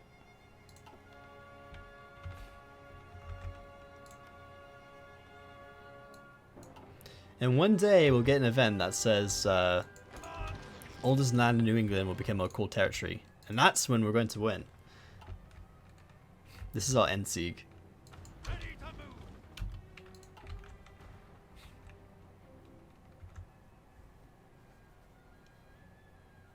But we'll let the American Union stay hold the rest of this land because I just don't want to deal with it anymore.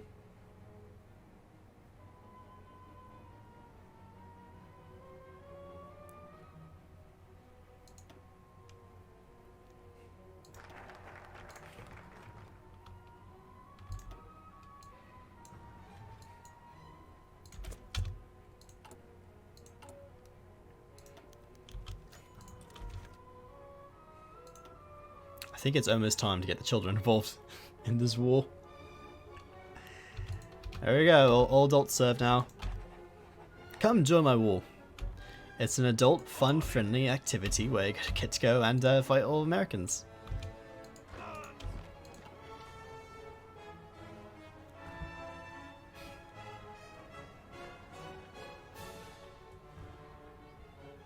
Still winning though in the West, which is the most important thing.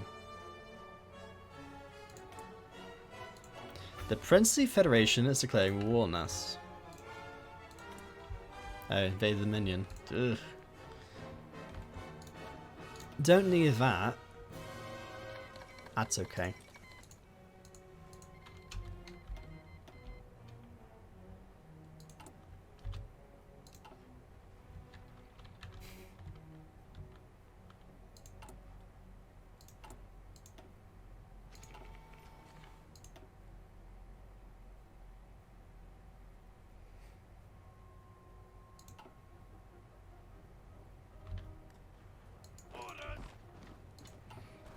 But we are giving the communists extreme pain.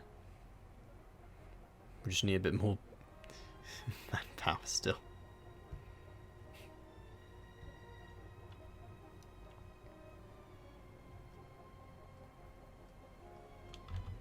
Ah! I see the communists have done the excellent strategy of not putting the troops on the borders. Now we can actually just walk in Detroit.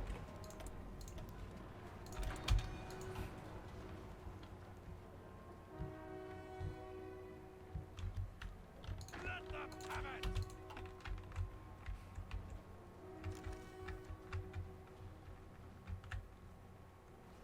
It's time for the communists. The syndicalists fine. You know, as if there really is a difference. Besides, you know, unions and all that.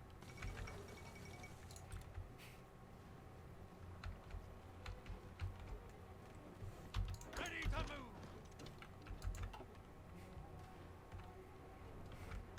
The only true question though now is to whether or not we're going to take Chicago. Petrograd fell.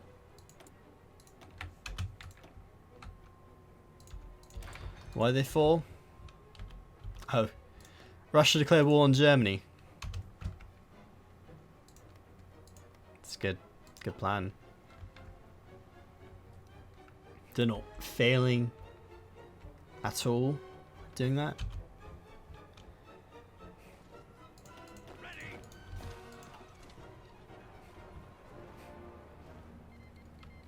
There we go, there's the second Milk Craig. Just in time to invade Britain.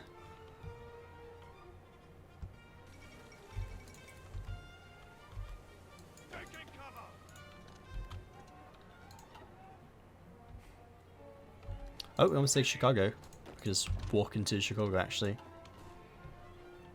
That should actually end the Syndicalist states. It's just way too long.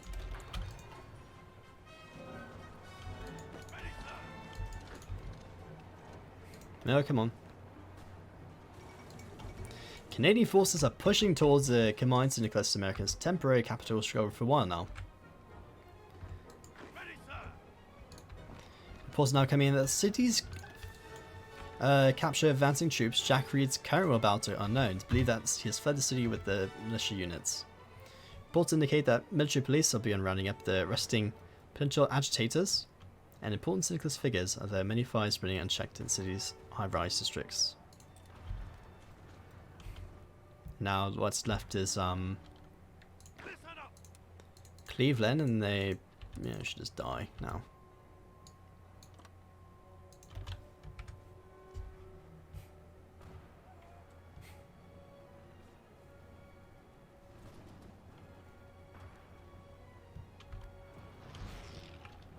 And now we actually get to fight the Americans again. We get to fight the United States a second time. Oh, Flanders Wallonia is now dead. Thanks to the communists. I mean, the Syndicalists. I think Germany's gonna die. Unless they can finish this two-front wall again. There we go.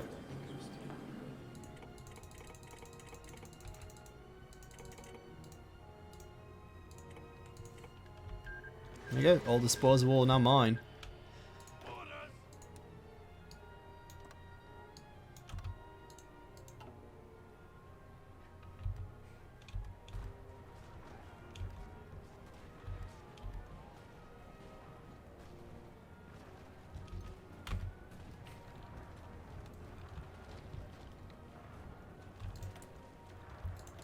Still need more guns though.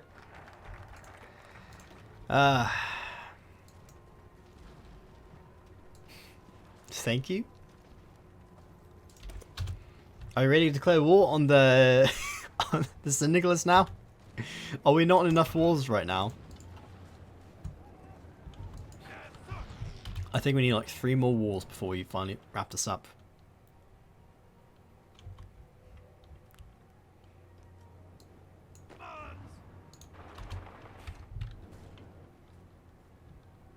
I want everyone to just walk to Washington. Please end this.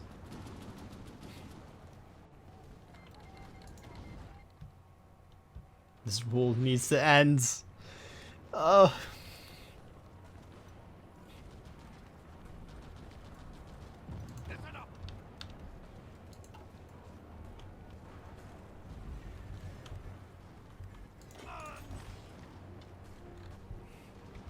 I'll take back everything I said. Finally ending this war.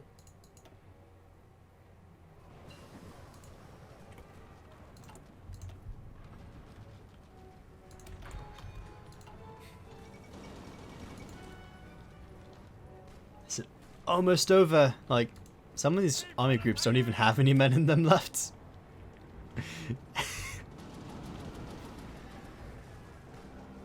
Finally at 23% strength.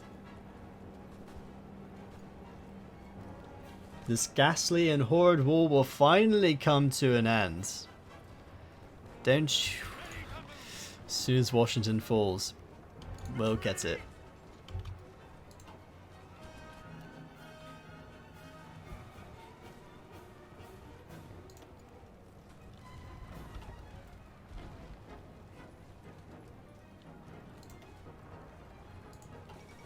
There we go. The Canadian Army has advanced towards and captured the symbolic capital of the United States. Washington, D.C. They stormed the Capitol building and met strong resistance, but eventually broke through in the flag of the Kingdom Canada fights for the US Capitol. Unlike in 1812, no mass arson has been committed, but American government officials have been arrested by Canadian Mountaineers for what the Canadian government claims to be precautionary measures. Unconfirmed sources claim that the important federal government figures were evacuated during the battle, with their current whereabouts unknown. Time to save the Americans from themselves. Wait, it's still like 1% left. Just take Harrisburg. End it all. Pretty please. Does the United States just have a surrender limit? It's been expanded. Yeah, 10% surrender limit. They can't really keep fighting after the fall of... No, they can. Take Baltimore next. Okay, attack Baltimore. Next city.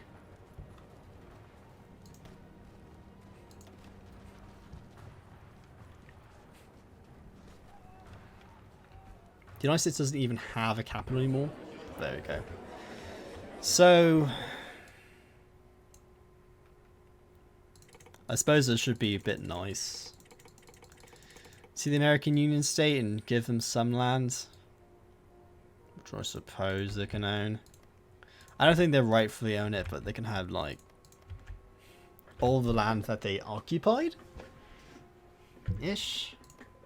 Like, I'll make them look nice.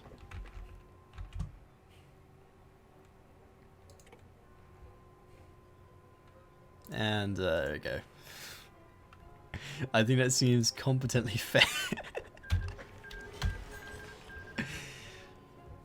So, we've turned the American Union state into Canada's trousers. It's just... So here's like the main body. The trousers. Like pat legs and then the shoes.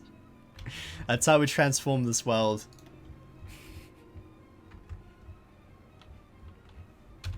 You made a nice straight line. I think we deserve all this land here.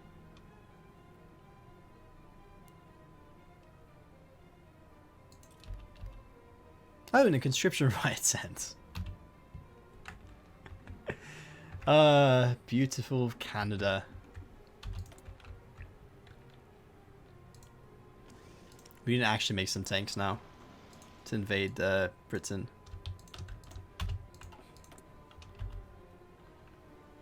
And we still don't have any manpower.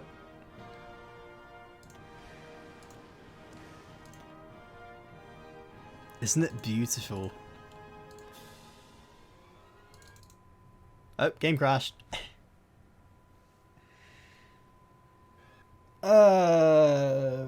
Well, you know what? We're gonna end it here.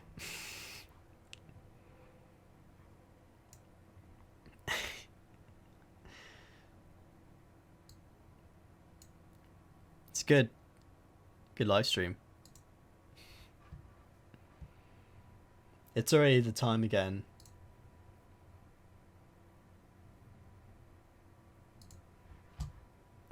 I think that's enough.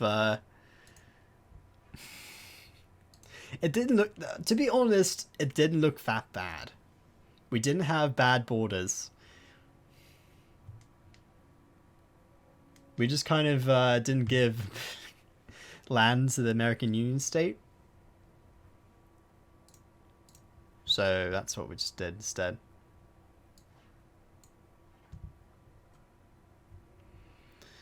Fun times though. We'll wrap up Kaiserreich next time. We'll see this through as long as we can actually get some more manpower to actually invade Britain. You see, we just decided to detour a bit south. Like, completely invading south instead. And now we declare war on Britain.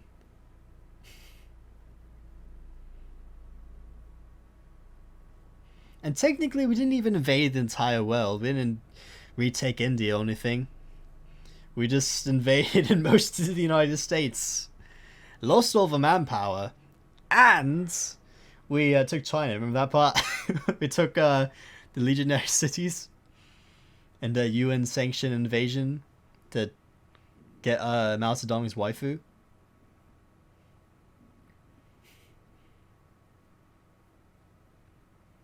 So yeah, that's what we did. Boom. Canada strikes again. So what if I went off the historical scripts? Isn't that what Canada would do if Germany won World War One? Yeah, I think that's historically accurate, actually. So if Germany won World War One, then Canada would invade most of the United States, and yeah, that's what they'd do.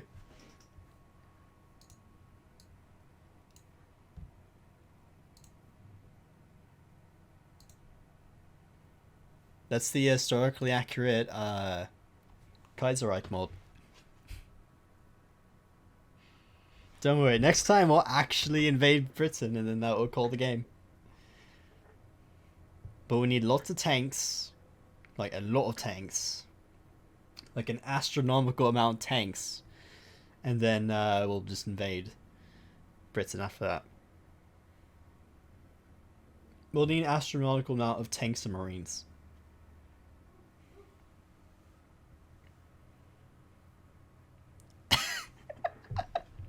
You thought you wanted to see me invade the Union? No. But yeah, well, technically we invaded the Union of the United States. That Union.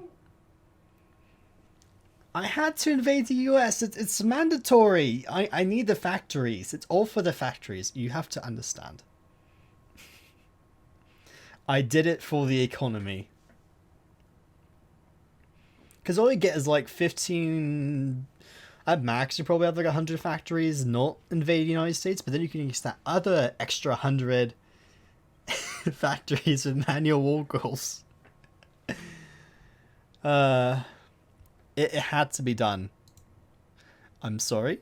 It's just something Canada has to do in Kaiserreich.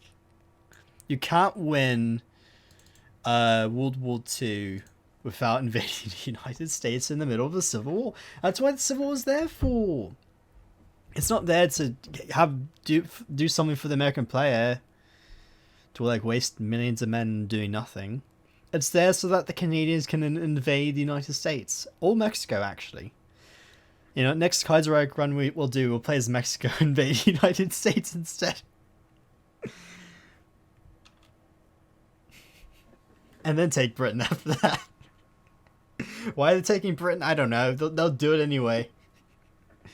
And again, they don't actually have a navy. That's going to be a bit hard.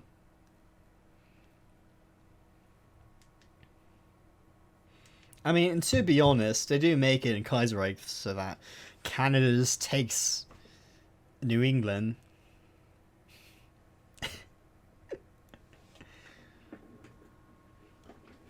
No, wait. When the new DLC comes out for Hard to Buy in Full, we'll put Trotsky in charge of Mexico and just make him confederate the entirety of the Americas. And then invade the USSR. It's priorities, man. South America needs to be united under Trotsky for some reason.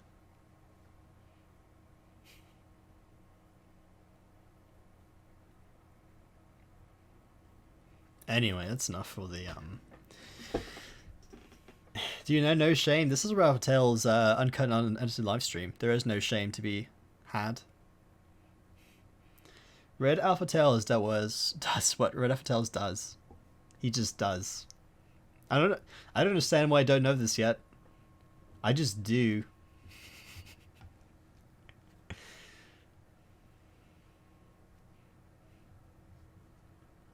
What's a shame if you just do things, you know?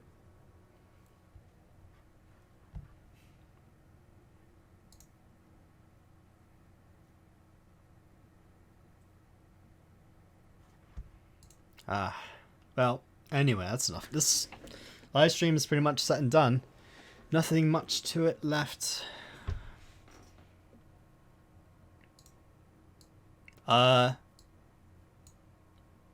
One thing I do want to say though is that I will be...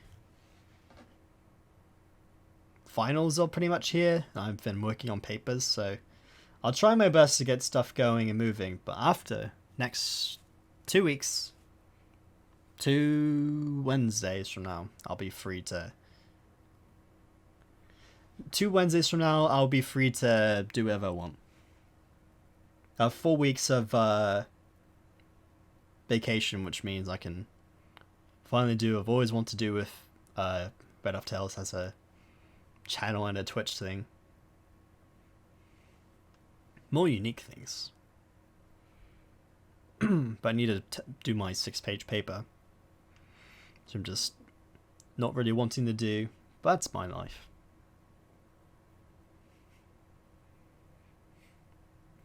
Anyway. That's it for me. I am recording this as of right now, so you'll get to see if you, I don't know, if you want to ever come back to see the live stream, I'll have it up on this YouTube, on the YouTube channel. Actually, that's something I wonder. Should I just migrate all the streaming stuff to a different channel? Make a RedAlphaTails stream thing? All the cool kids on YouTube do that.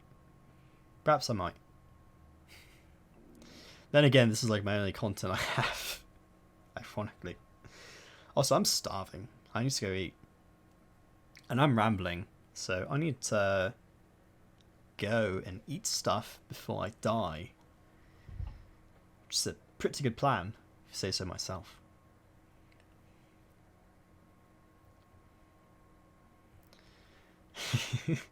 Well, don't worry. Next week we'll be back to ruin the world again. You decide? I'll decide. I'll think about it. I don't think people really care too much. To be honest, I would post on the same thing. It's okay. I think I'll also be here on Twitch, but I don't know how Twitch interprets live streams. I think it'll actually still be here. So I don't know. Post some more content everywhere else. RedAlphaTails will be everywhere on the internet one day. Don't you worry. It'll be here. It's my weird Tails picture. It's my Twitch thingy stuff. Don't you worry.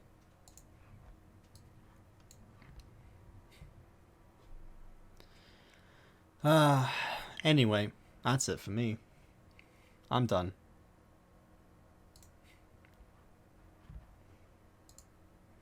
I'm gonna go get something to eat and then work on a 6-page paper, because that's always fun. It's not that fun, but it's just tedious, and complicated, and hard.